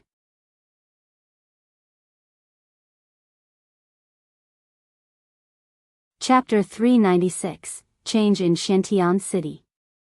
Chapter 396, Change in Xiantian City. The difference was too great. Initially, Biyao's only advantage was in his saber technique. But now, after Su Zimo comprehended the countercurrent force, Biyao's advantage was non-existent. Furthermore, Su Zimo's strength had increased significantly after attaining lesser mastery of the orifice clearing section. Right now, he was crushing Biyao completely. Even though it was just a single slash, he had already injured Biyao severely. With a cold gaze, Su Zimo flashed forward and raised his saber, chasing after Biyao. Biyao's face was ghastly pale with fear. Looking at Su Zimo, who was charging over, his eyes flashed with determination as he bit his tongue gently, spitting out a stream of essence blood. Dong! Dong! Dong! Biyao's chest heaved up and his heart pounded furiously. With every single pound, new blood would course through his limbs. On the surface of the blood burned a thin layer of flames that possessed endless energy. Blood escape? Su Zimo narrowed his eyes. He knew the best about the secret skill used by Biyao. In that ancient coffin underground, Su Zimo obtained the Blood Refinement Fiend Sutra, and this secret skill was recorded in it. Back then, during the battle at Dongling Valley, Su Zimo also relied on blood escape to escape, ending up in the capital of Great Zhou by chance and avoiding his disaster. Once released, blood escape would burn up a third of the body's bloodline in exchange for a momentary speed burst, allowing one to escape hundreds of kilometers away. Shoo! Biyao turned into a streak of blood and sped off into the distance. In the blink of an eye, he had already fled 1,000 feet away. It was too fast. Back then, Su Zimo even managed to shrug off golden cores with the speed he gained by using blood escape. Right now, Su Zimo had two options if he wanted to chase Biyao. First, turn into his demon form and unleash his blood chi. Second, unleash blood escape as well in pursuit. After considering carefully, he found neither options feasible. The first option would bring him too much trouble since there were thousands of cultivators around. The second option was not worth it. After a slight delay, Su Zimo gave up on hunting Biyao and put away his blood quencher, pulling out a gigantic moon-white bow from his storage bag. The fact that he did not continue chasing did not mean that Su Zimo was going to let Biyao off. He bent the bow and loaded an arrow. 5 spirit lights shone in Su Zimo's embrace, as if he was hugging a full moon. Swoosh! A sharp arrow tore through the air. It was a heart-piercing arrow. Given Su Zimo's arm strength, coupled with the quasi-connate spirit weapon, Moon Concealment Bow, the arrow shot out at lightning speed, piercing towards Biyao's back. Biyao, who was in blood escape, sensed something and crushed a protection talisman. Boom! The arrow exploded with a loud bang after striking the protection talisman. Biyao's body shuddered and he coughed out blood once more, staggering and nearly falling. Laughing into the skies, Su Zimo declared loudly, "All right, you're lucky since you've managed to dodge that arrow. I'll spare your life today. Also, it's all thanks to your help that I'm able to comprehend the countercurrent force." If it wasn't for Biyao's relentless attacks that forced Su Zimo to have nowhere to retreat, he might not have been able to gain enlightenment on the force that could counter that desperate situation. Biyao paused slightly and turned to look at Su Zimo with a hateful gaze. Sensing Biyao's gaze, Su Zimo smiled faintly. "You had better hide yourself in the ancient battlefield from now on. Don't let me see you again or you won't even get the chance to release blood escape the next time we meet." Gritting his teeth hatefully, Biyao roared and turned forward to continue sprinting. That speck of blood in the air disappeared from everyone's sights before long. In reality, Biyao was most likely doomed even without Su Zimo chasing him. The sequela of blood escape was rather terrifying. Be it humans or demons, burning up a third of their bloodlines would cause them to turn extremely weak. Dangers lurked everywhere in the ancient battlefield. Unless Biyao manages to find an absolutely safe place before blood escape ends, he would be dead without a doubt. Putting away the Moon Concealment Bow, Su Zimo left leisurely in front of everyone's shocked gazes. He had received immense gains for this trip. Right now, the only things left to do was to familiarize himself with the 5 stances and comprehend the force of the other 4 stances.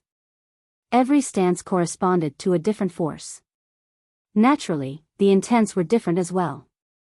Taking a deep breath of air, Su Zimo compared against the map and sped towards Xiantian City. "I've only left the city for 10-some days. I hope nothing has changed." That was what Su Zimo hoped. North of Xiantian City. Back hall of Elixir Yang sect. It was a hubbub of noise, with cultivators berating occasionally in a seemingly furious tone. There were even the roars of spirit beasts mixed in, and it was shocking. In a corner of the back hall, a woman was leaning to the side. She had a petite frame, her face was pale, her lips were purple and her eyes were tightly shut. It was unknown if she was alive. That was Su Xiaoning. In front of Xiaoning was a tall and strong demon beast with pitch-black scales all over its body. It resembled a wolf and a tiger with extremely sharp claws and teeth as it surveyed the surrounding with its pitch-black eyes in hostility. That was none other than Night Spirit. Night Spirit stood in front of Xiaoning and its tail swayed gently with traces of blood shimmering at its tip. Not far in front of Night Spirit, a corpse laid on the floor with Elixir Yang's sex badge on his waist. There was a bloodied hole in his glabella with warm blood oozing out of it. It was clear that the person was just killed by Night Spirit not long ago. Yan Jun stood opposite Night Spirit along with a group of Elixir Yang's sect disciples, all of them looking furious and agitated. Damned beast, you truly don't know what's good for you, just like your master. Yan Jun scolded coldly. A cultivator shouted, Beast, how dare you kill a disciple of Elixir Yang's sect? You'll pay for his life with yours. The other cultivators pointed at Night Spirit and scolded as well. Although each of them wielded their flying swords, none of them dared attack recklessly. Everyone had witnessed the way the cultivator from earlier died. He was killed by Night Spirit before he could even take out his flying sword.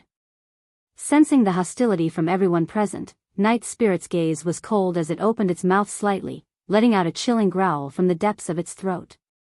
Given Night Spirit's violent character, it should be engaged in a massacre right now instead of enduring the scoldings and humiliation of these cultivators. There were multiple times when Night Spirit lowered its body, entering a stance prepared to pounce. However, it swallowed everything back inside. It turned back and glanced at Su Xiaoning from time to time, worried about her safety. In fact, there was a trace of worry and guilt in its eyes. Night Spirit patrolled around Xiaoning. From that angle, it could block against any incoming threats. Right then, an Elixir Yang sect disciple came beside Yan Jun and said deeply, Senior brother Yan, let's ignore that Su Zimo and join hands to kill this demon beast. No matter how strong this beast is, there's no way it can defend against so many of us, right? That's right. Another cultivator nodded. We can't let junior brother Pooh die just like that. Everyone, let's work together to kill this beast as revenge for junior brother Pooh. With a darkened expression, Yan Jun pondered for a moment. Suddenly, he raised his palm and said coldly, Everyone, prepare.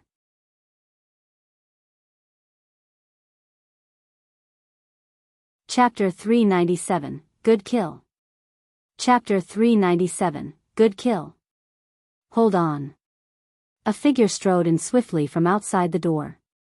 Although she wore men's clothes, her eyes resembled a painting and her features were delicate. That was none other than the commander of Elixir Yang's sect, Tang Yu. Sweeping her gaze, she frowned when she saw the dead Elixir Yang sect disciple on the floor. When she finally caught sight of Xiaoning, her expression changed starkly as she yelped, Purple corpse corrosion poison. Uncle Liang nodded with a grim expression. Her face is pale and her lips are purplish. That's right, it should be one of Poison Sect's 7 lethals, the purple corpse corrosion poison. Tang Yu was initially in seclusion cultivation but only found out that something big had happened after she was summoned urgently. She heard from her fellow disciples that Xiaoning was met with an attack on the long street at the city's north. Although the attacker was killed by Night Spirit on the spot, Xiaoning was inflicted by the poison. To think that it's Poison Sect. Tang Yu's face darkened with a terrible expression. Right now, the north side of Shantian City was watched over by Elixir Yang's sect and Thousand Crane sect. As such, Tang Yu was initially puzzled as to who would attack so brazenly in the city's north. She did not expect that it would be one of the 5 heretical doctrines, Poison Sect. Although Poison Sect disciples were not strong in head-on combat, many factions and cultivators were unwilling to be enemies with them. Poison Sect had 7 lethals. Every single lethal was extremely fatal and one would die upon touch. Furthermore, Poison Sect disciples were extremely cunning and ruthless. They specialized in hidden weapons and were very stealthy. It was way too simple if Poison Sect disciples wanted to kill anyone. A casual contact while eating, drinking, or even breathing. Every common action could cause one their lives. Even for Foundation establishment cultivators, if they were careless, they could be poisoned by the Qi refinement warriors of Poison Sect and die unexpectedly. These were not uncommon examples. Most cultivators would run far away if they caught sight of Poison Sect disciple, since they did not want to be enemies or befriend the latter. Tang Yu did not understand why Su Xiaoning would be targeted by disciples of Poison Sect. Any cultivator that could release the purple corpse corrosion poison definitely held a high status in Poison Sect. Why would Poison Sect send such a disciple to kill an elixir refinement master at late-stage foundation establishment personally? Right then, Uncle Liang exclaimed softly, "That's strange. Given the toxic nature of the purple corpse corrosion poison, this girl should have already turned into a puddle of blood. Why is her corpse still intact without any signs of corroding? Anyone who was inflicted by the purple corpse corrosion poison would die within 10 breaths. Their bodies would corrode, turning them into a puddle of blood, and even immortals would have difficulty saving them. Furthermore, the blood would also contain a rich amount of the purple corpse corrosion poison, and anyone tainted by it would die as well." Tang Yu looked at Xiaoning for a while, deep in thought. She's still alive? It might have been an illusion, but the paleness of Xiaoning's face and her purple lips seemed to have faded a little. How is that possible? Tang Yu had some understanding of the purple corpse corrosion poison. Even 8 Meridian Foundation establishment cultivators would most likely die if they were tainted by the poison, let alone a late-stage Foundation establishment cultivator like Xiaoning. That was also the terrifying aspect of Poison Sect. What's going on? Pointing at the corpse on the floor, Uncle Liang turned around and asked. A cultivator stood forth and pointed at Night Spirit, who was standing not far away, declaring hatefully, "Junior brother Pu wanted to check on Su Xiaoning's condition out of goodwill upon seeing that the latter was poisoned. However, this beast killed him straight away." Tang Yu frowned. That statement didn't sound like a big deal. To begin with, Night Spirit was a demon beast. It was highly likely that it might be triggered after its owner was injured and turned feral, attacking anyone wildly. However, Tang Yu felt that something was amiss. With a stern expression, Yan Jun shouted, "Uncle Liang, junior sister, Elixir Yang sect is one of the 4 unorthodox groups. How can we let our disciples be killed wantonly, especially by a beast? Since it killed a fellow disciple of ours, it'll have to pay with its life." Pausing for a moment, Yan Jun continued, "That's Su Zimo's beast. Since his beast got into trouble, he can't escape responsibility after returning as well. That's right, we've got to take revenge for junior brother Pu. Kill that beast. Kill it." Everyone from Elixir Yang sect chanted agitatedly. The development of the events have gone far beyond Tang Yu's control. No matter what, Su Zimo's group were still outsiders.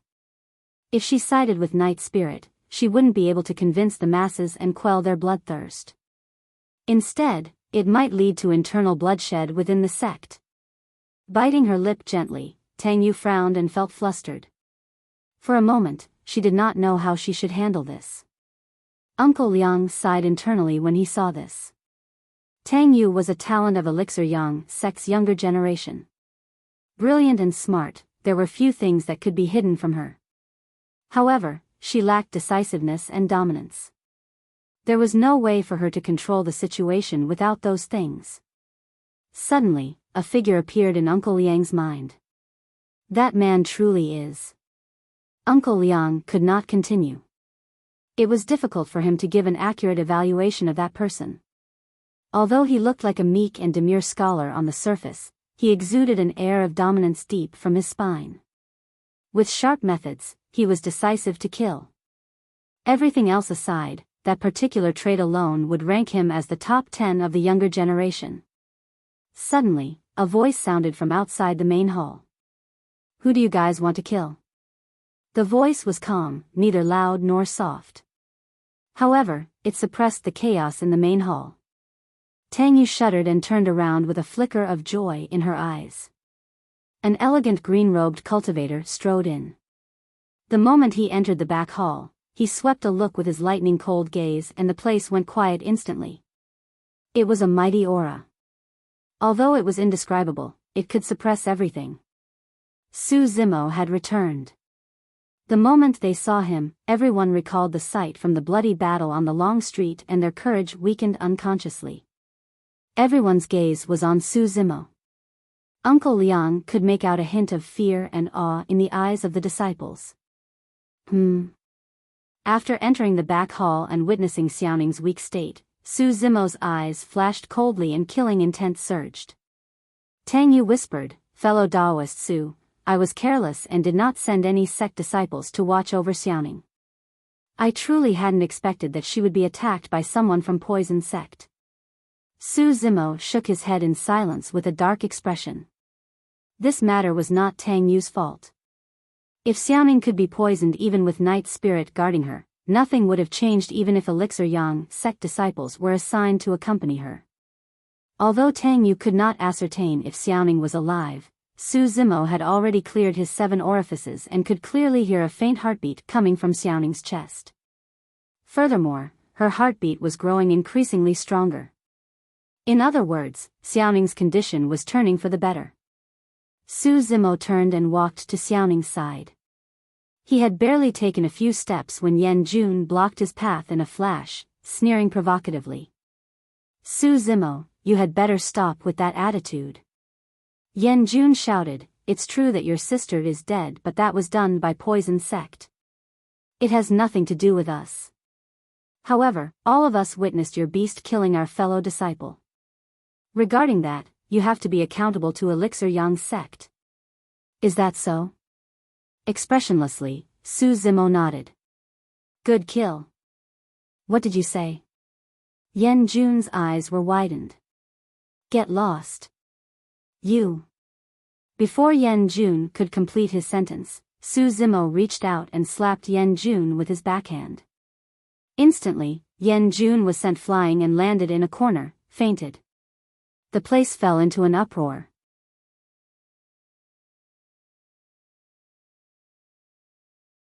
Although Night Spirit's blood could purge the poison from Xiaoning's body, it required a relatively longer time. How did Xiaoning manage to survive in between that period? After clearing his 7 orifices, Su Zimo's 5 senses turned even sharper. Now that he was closer, he could vaguely sense a warmth emanating from Xiaoning's chest along with a faint medicinal scent. That's it. Su Zimo was enlightened. The mysterious elixir furnace that Xiaoning possessed was still kept at her chest area. If he was not wrong, that warmth and medicinal scent should be emitted by the elixir furnace. The elixir furnace was also the reason why Xiaoning's heart artery was preserved until it could take in Night Spirit's blood to purge away the poison within.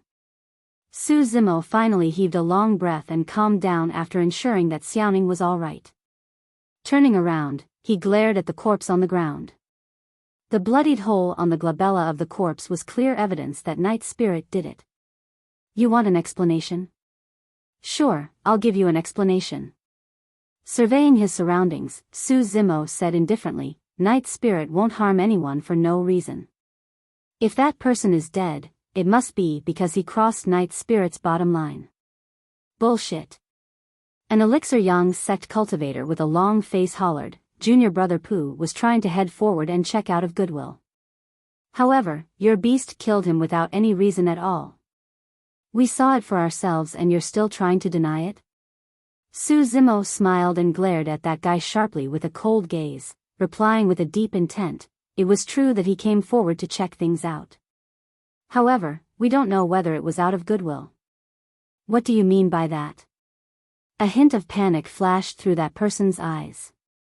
Su Zimo turned towards Tang Yu and asked, "Young Master Tang, you mentioned that the purple corpse corrosion poison is extremely toxic and contagious, right?" "That's right." Tang Yu nodded and her eyes flashed, as if she had thought of something. "Even you would be afraid of going forward casually, am I right?" Su Zimo continued asking. "Yes." Tang Yu admitted with a nod. Indeed, she did not dare to get close after realizing that Xiaoning was inflicted with the purple corpse corrosion poison. It was not because she was cold-blooded, it was merely logic. Suddenly, Tang Yu's heart jolted and she realized what was wrong. She murmured softly, "Why would Junior Brother Pooh be the first to head up and check something that even I wouldn't dare to?" Uncle Liang nodded in silence. Tang Yu continued, most importantly, there's no antidote available for the purple corpse corrosion poison. There's no reason for junior brother Pu to head forward at all. Many Elixir Yang sect cultivators came to their senses when they heard that. They wouldn't have gone forward if it was them in that position. Furthermore, what was the point of risking their lives to head forward and check when they wouldn't be able to do anything about the poison either? Tang Yu's gaze turned cold as she glared at the corpse on the floor without saying anything more. Su Zimo's gaze flashed like lightning towards the long-faced cultivator and said slowly, I'm guessing that the reason why the person went forward to check wasn't because Xiaoning was poisoned. It was because Xiaoning didn't die from the poison. The long-faced cultivator's expression changed slightly as his eyes flickered. He did not dare to meet with Su Zimo's gaze. Squinting his eyes, Su Zimo said word by word, that person's killing intent appeared after finding out that Xiaoning wasn't dead and that was why he was killed by Night Spirit. Fellow Daoist, am I right? Su Zimo was intimidating. The long-faced cultivator forced a laugh. How would I know? Walking slowly towards the long-faced cultivator, Su Zimo asked with a sinisterly dark gaze, what are you afraid of? I'm not. In this short period of time, your heart has been racing and your breathing turned hurried. You're clearly panicking. Also, I sensed your killing intent towards me a moment ago. By the time he was finished speaking, Su Zimo had already arrived in front of the long-faced cultivator. The person's face was frightfully pale as he stumbled backwards instinctively. Even the other cultivators could tell that he was looking guilty.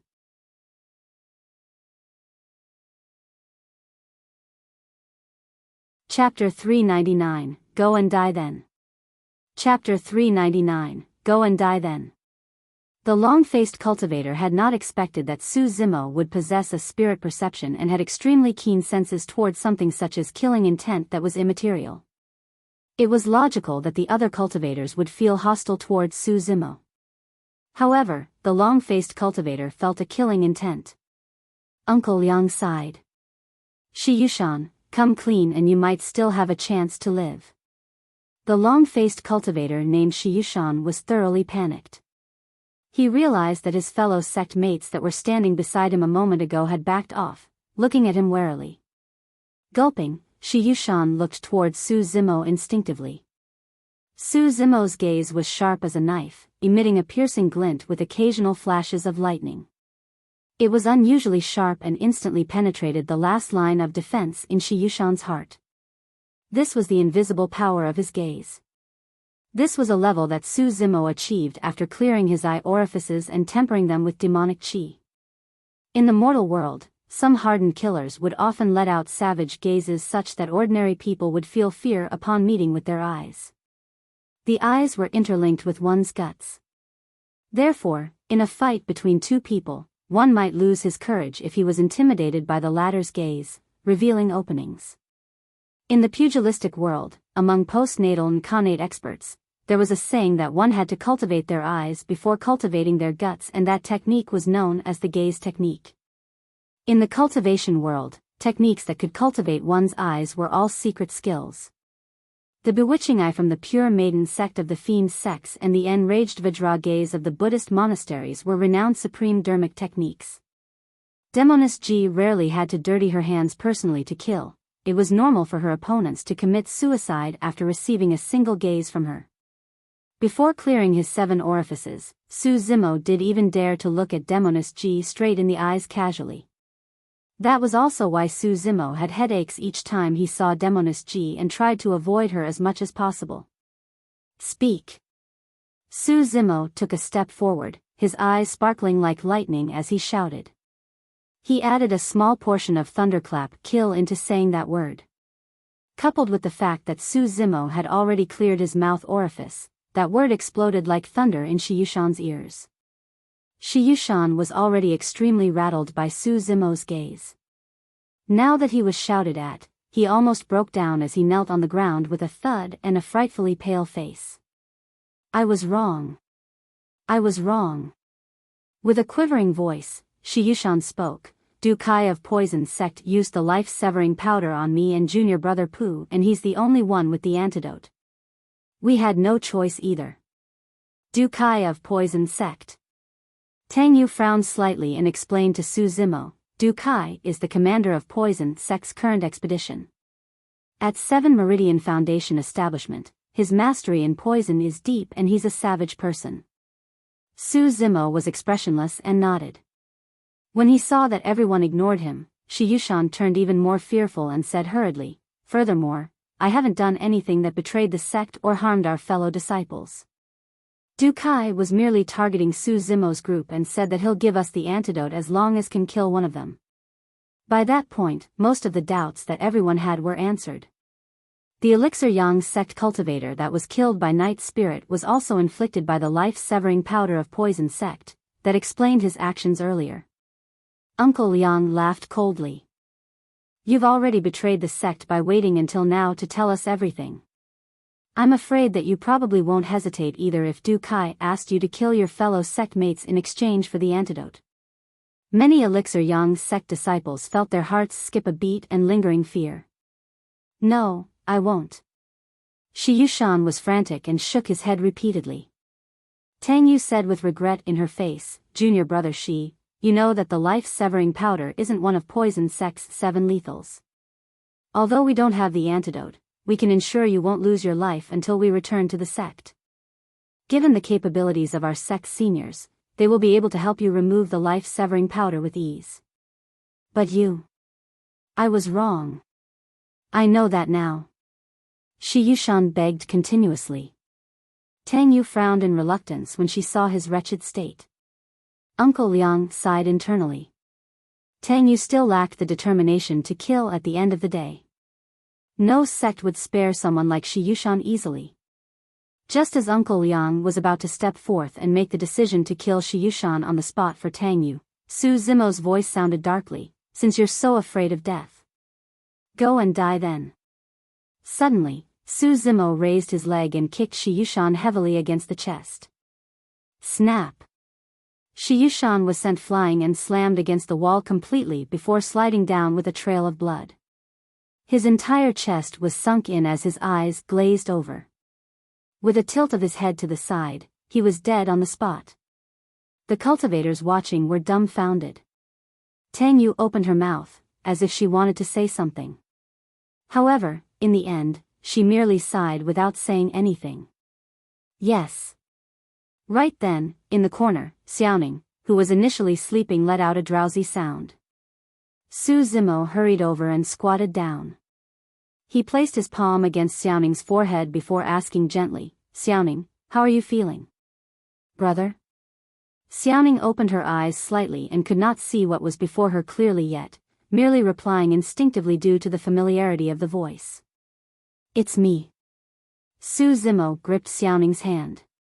A familiar warmth surged into her heart and instantly, Xiaoning felt much more awake. She tried her best to open her eyes and her lips twitched as she smiled. "Brother, you're back?" "I'm fine, don't worry." Su Zimo found himself smiling uncontrollably when he saw Xiaoning's smile. Pushing her fringe away endearingly, he asked with a slightly reproachful tone, "Why were you so careless?" Xiaoning stuck out her tongue and blinked multiple times. Coming towards them, Tang Yu took out a jade bottle. "This is a great essence-nourishing elixir. Let Xiaoning consume it. Her body has just only purged away the poison and is still weak." "Thank you so much." Su Zimo nodded and received the jade bottle before pouring out an elixir the size of a fingernail and feeding it to Xiaoning. There was still something on Tang Yu's mind as she could not help but ask, "Fellow Daoist Su, did you guys have any feuds with Poison Sect?"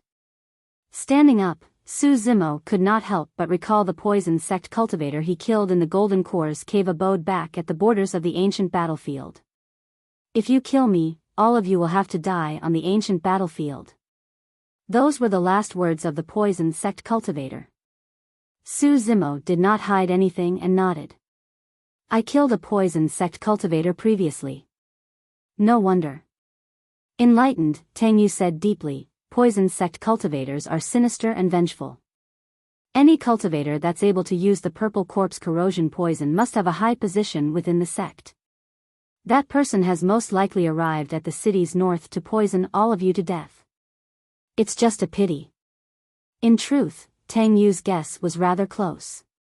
The poison sect cultivator's name was Luong, and he was also at 7 Meridian Foundation establishment. He was sent here to poison Su Zimo's group to death, but he ended up coming across Night Spirit. The purple corpse corrosion poison was completely useless when used on Night Spirit. Luong could not even survive a single round before he was killed by Night Spirit on the spot.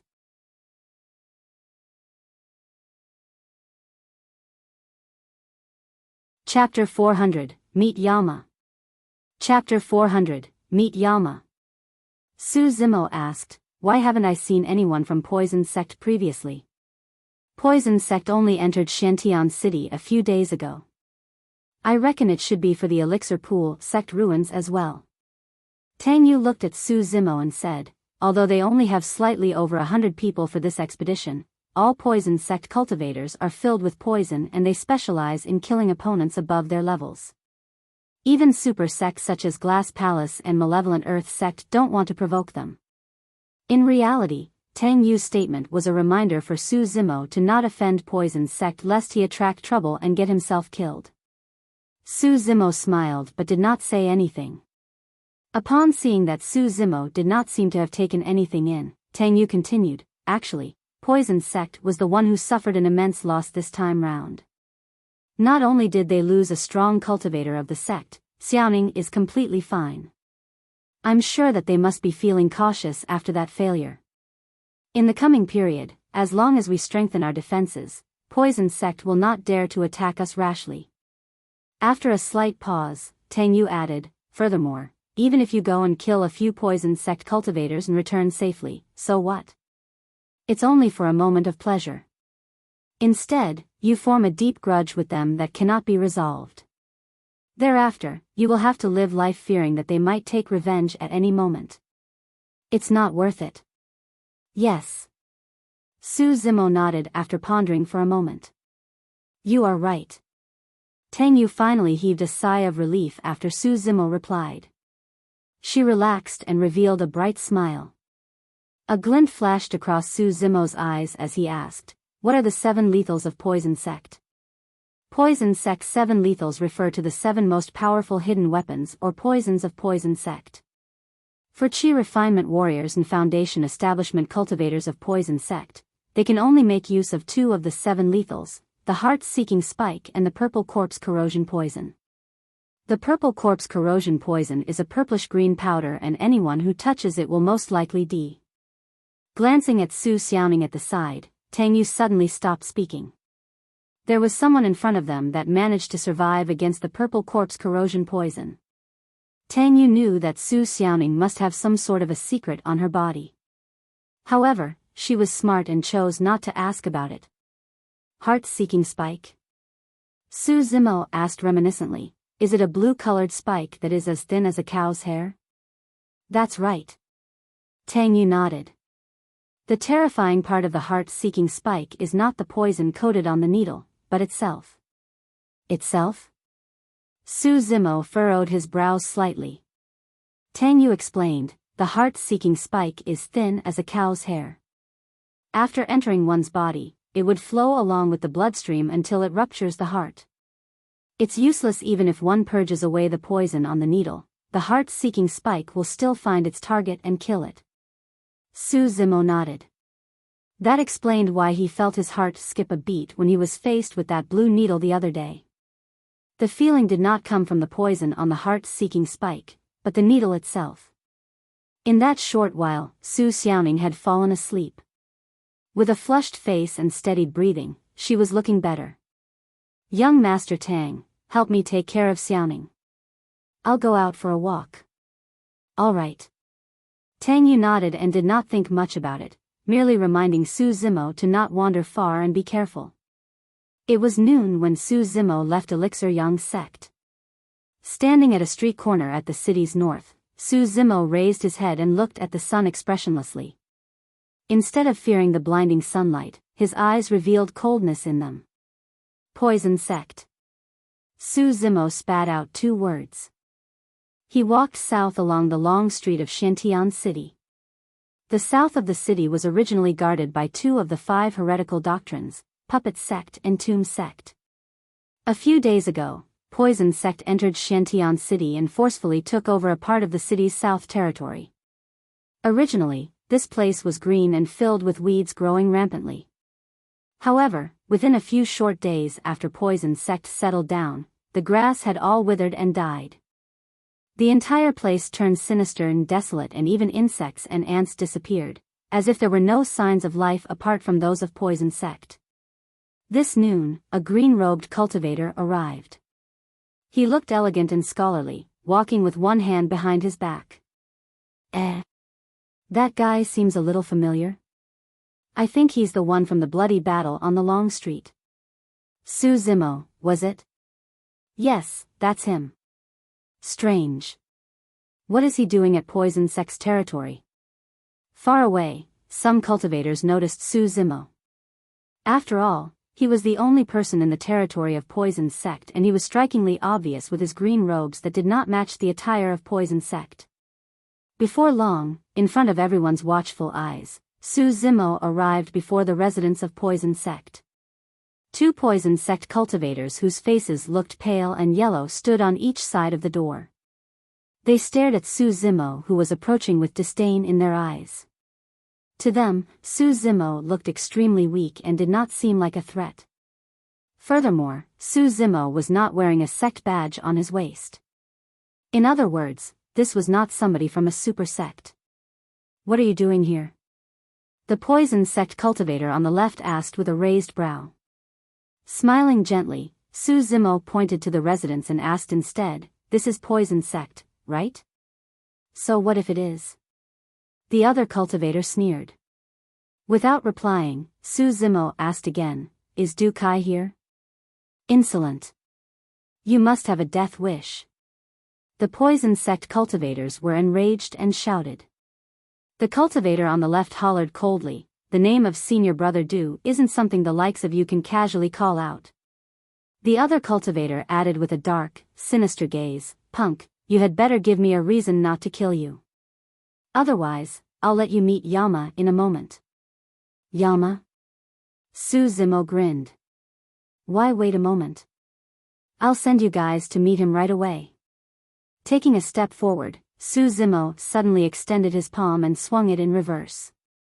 With a thud, his arm whipped out like the trunk of a mystic elephant and smashed heavily against the head of the cultivator on the right. The person's brain juices splattered and he died on the spot without uttering a single word. The cultivator on the left was flabbergasted. He had not expected Su Zimo to try and kill them in Poison Sect's territory. "You." He had just said a single word when Su Zimo had already closed in. Without saying anything, Su Zimo pushed him palm down on the person's head and exerted strength. Poof! The person's head was shoved inside his chest with his neck snapped. He was dead before his body even collapsed onto the ground.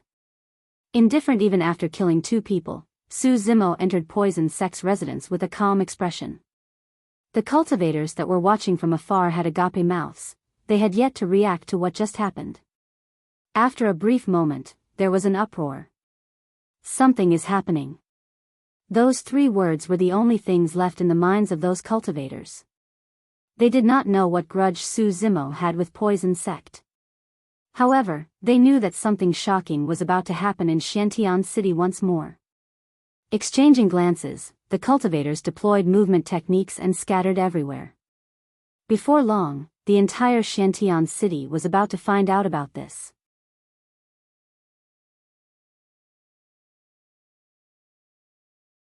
Chapter 401, Who is Du Kai?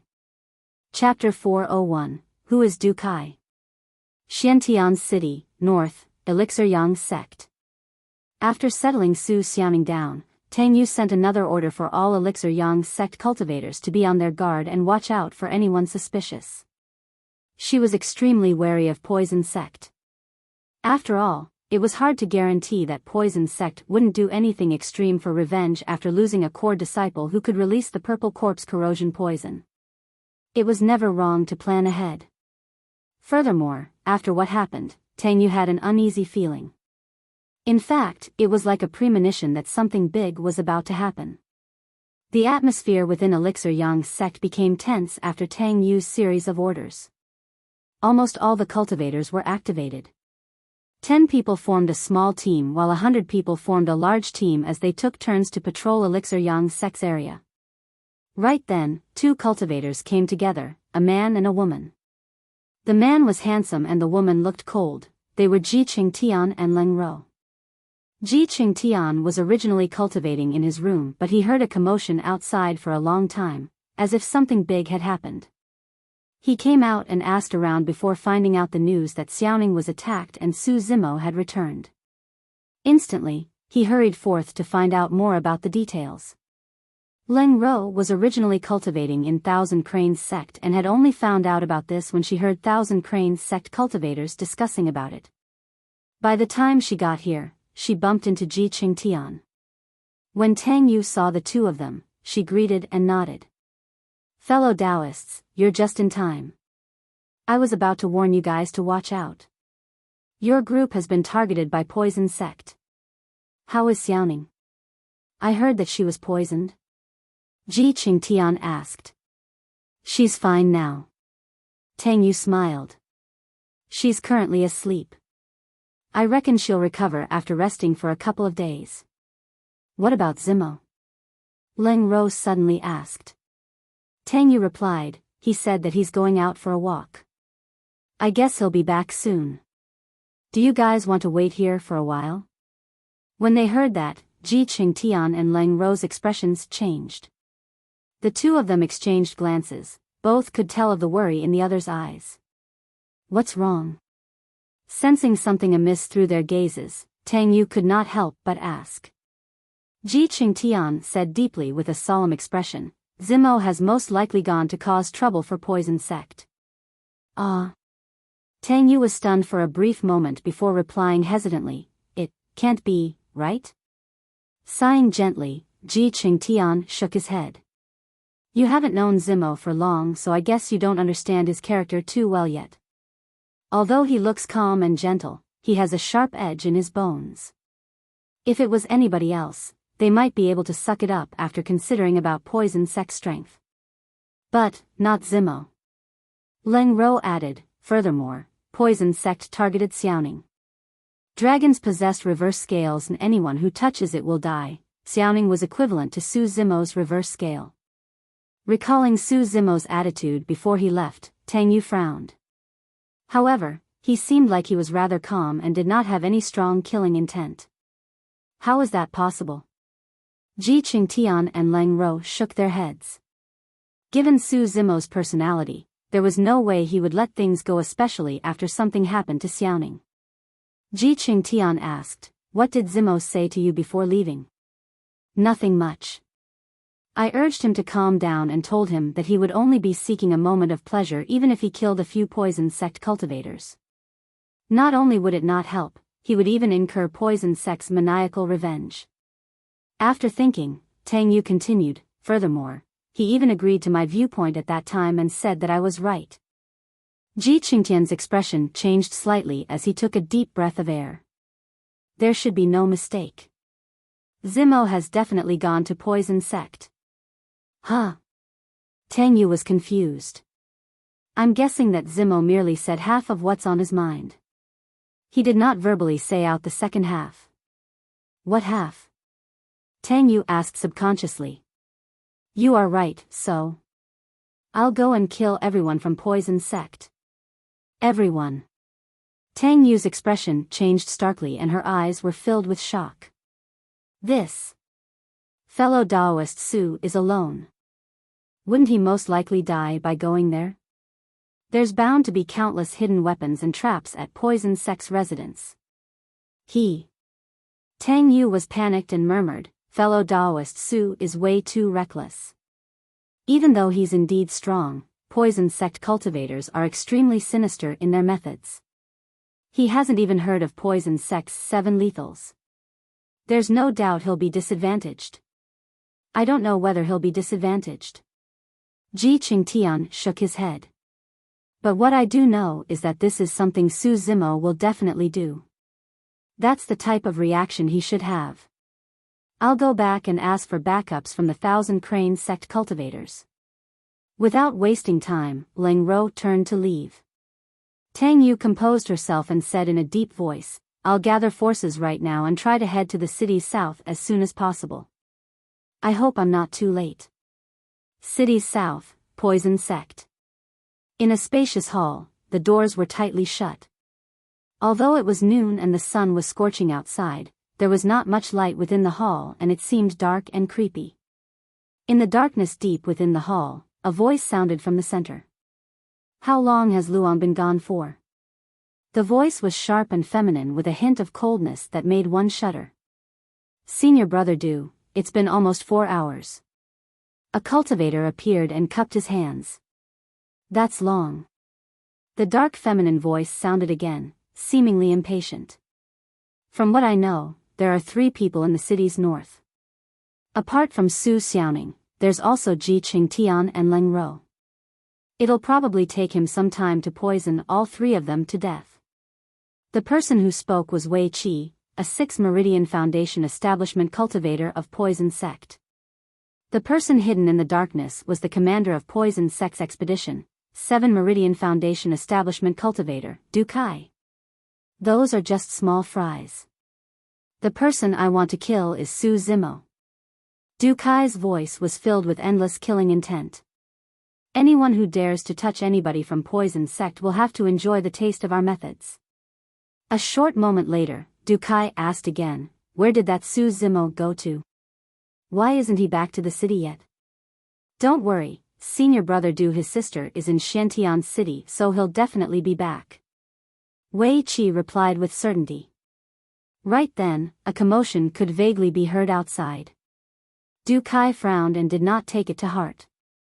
This was the territory of Poison Sect, even super sects such as Glass Palace and Malevolent Earth Sect wouldn't dare to tread lightly.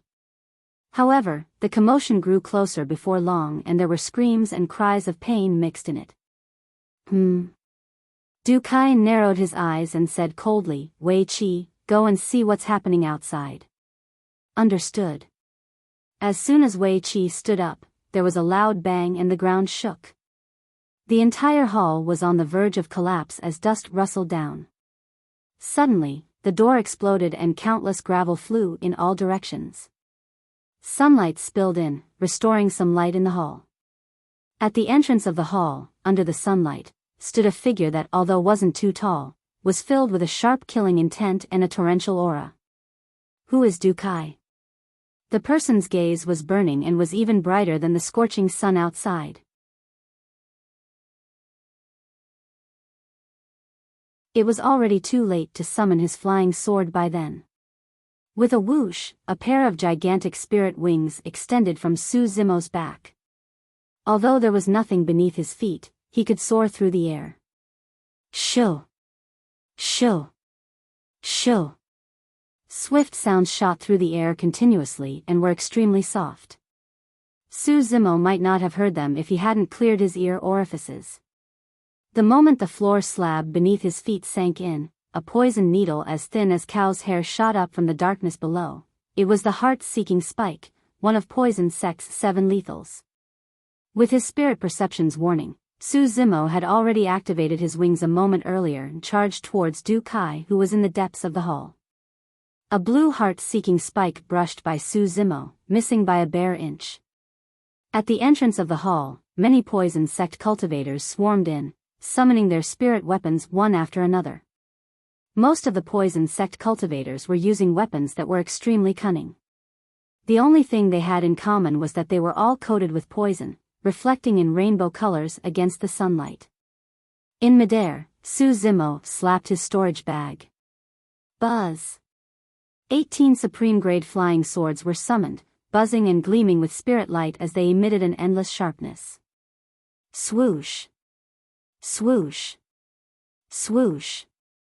Speeding through the air, the 18 flying swords left behind streams of sword chi that shone brightly. It was the candlelight sword formation. Su Zimo did not show any mercy at all. He started off right away with his strongest immortality cultivation killing move, the candlelight sword formation.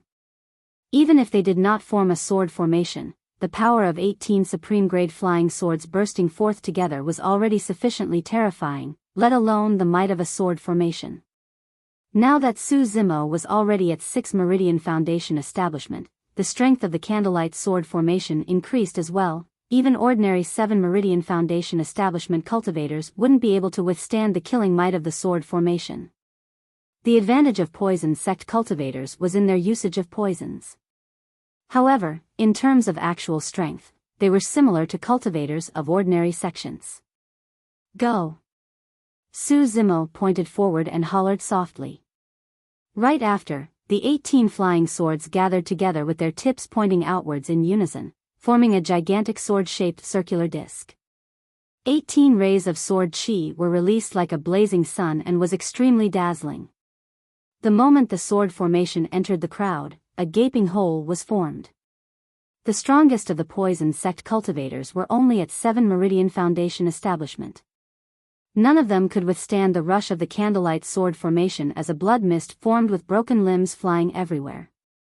Most of the poison sect cultivators had their lives hanging on a thread and could not spare any attention to deal with Su Zimo. While releasing the Candlelight sword formation, Su Zimo withdrew a gigantic blood-colored saber from his storage bag that emitted a boundless might. Clang! Clang! The saber quivered, buzzing with a murderous metallic sound. In that instant, Su Zimo had already lunged in front of Du Kai. Swinging Blood Quencher, he descended from the skies with a loud roar, die.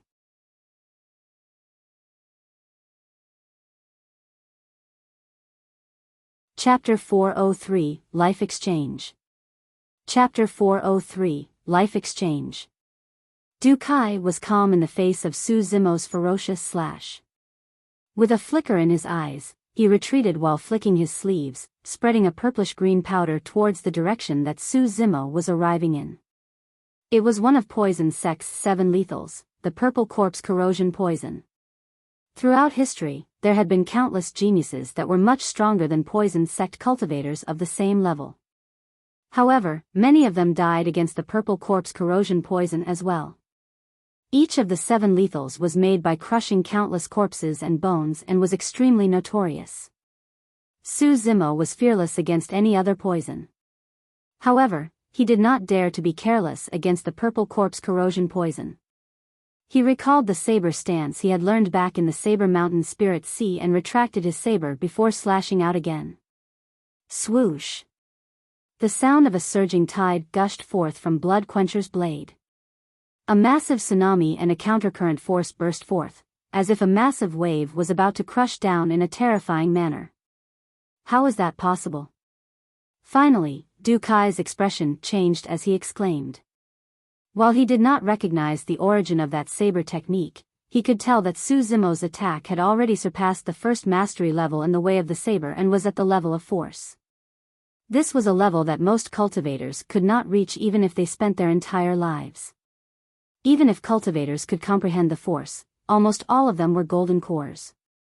On the one hand, it was because one would achieve indescribable wonders upon forming a core, that was a state of returning to nature and simplifying everything. On the other hand, it was also because forming a golden core was equivalent to breaking free of the shackles of heaven and earth for the first time, allowing a cultivator to gain a lifespan of 500 years. A sufficiently long lifespan also meant that the cultivator would have more time and energy to spend on comprehending the Tao of sabers, thus gaining enlightenment on the state of force. Of course, throughout history, there would always be cultivators in every generation who could manage to gain enlightenment of that level even at Foundation Establishment realm. However, those cultivators were extremely rare and each of them were the top paragons of their respective sections. This Su Zimo that was before Du Kai was a nobody, a mere cultivator who had arrived from a remote place in Tianhuang mainland, and yet he managed to cultivate to that state. Against the countercurrent force, the Purple Corpse Corrosion Poison powder was blown away completely and there was not a speck to be found on Su Zimo's body. Du Kai avoided that slash and a look of fear flashed through his eyes.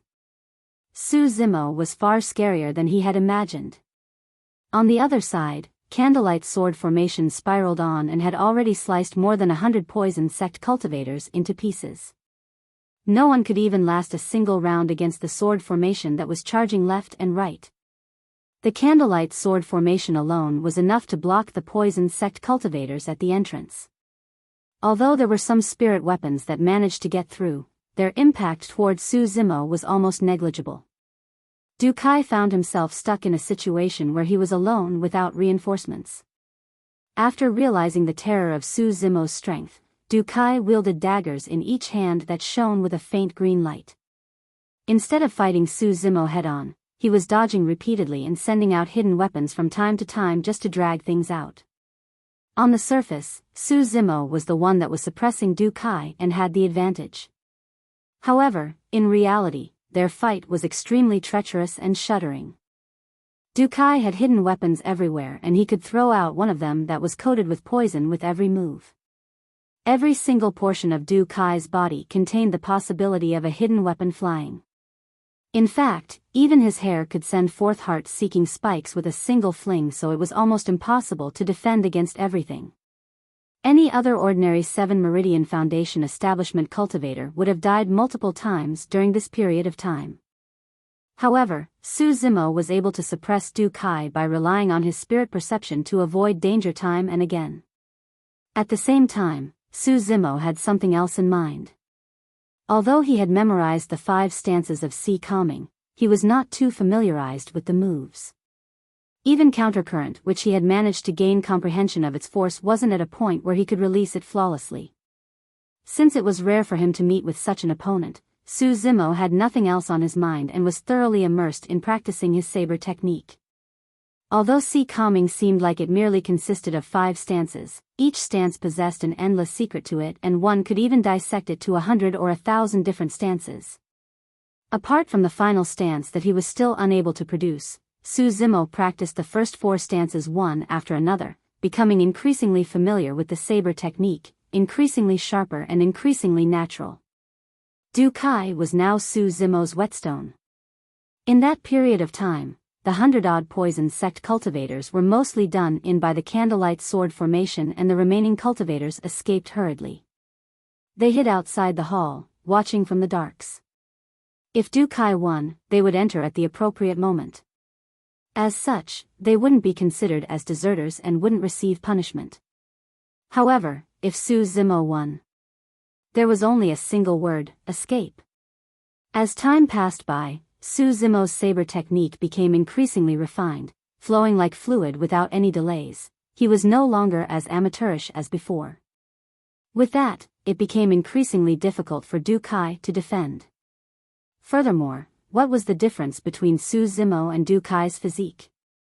Su Zimo fought fiercer as the battle dragged on and was filled with energy. His bloodline churned within his body, surging faster and faster as the faint sounds of tsunami coupled with the surging tides of his saber technique harmonized with one another. With a pale face, sweat was pouring down from Du Kai's forehead and he was panting. What a sicko! Du Kai cursed internally. There was no way he knew that Su Zimo was merely using him as a whetstone to refine his saber techniques on. He thought that Su Zimo was doing it on purpose to torment him endlessly, trying to wear him down by attrition. How bloody evil! Gritting his teeth, Du Kai's eyes turned cold and his expression was malicious. The look in his eyes was turning more hysterical by the moment. Bloody hell, I'll fight you with everything. He heaved a deep breath of air and suddenly lunged towards Su Zimo, raising both daggers he wielded towards the latter's throat. Spinning horizontally with his saber, Su Zimo slashed against the 2 daggers and used vortex instinctively. A spiral energy burst forth instantly and Du Kai's daggers were sent flying as his palms split apart with blood oozing out. After vortex, Su Zimo slashed in reverse like a ripple on the surface of the ocean. It swiped towards Du Kai's chest in a seemingly gentle motion. Ripple stance. If countercurrent represented might, ripple represented tenderness. Seemingly gentle, it permeated every single pore as the saber force pushed on relentlessly. It was almost impossible for anyone involved in it to escape, and it would eventually kill them. Du Kai could not and did not want to avoid that slash. He was now completely maniacal as he rushed forward with complete disregard towards Su Zimo's blood quencher. His eyes shone with wrath as he yelled, "Kill!" A sense of danger rang in Su Zimo's mind. At that moment, Su Zimo snapped out of his mechanical practice mode instantly. Du Kai's hidden weapon was hidden in his mouth. The moment he opened his mouth, a chain of thin blue needles with a nauseating aura shot forth, almost suffocating Su Zimo. It was a killing blow.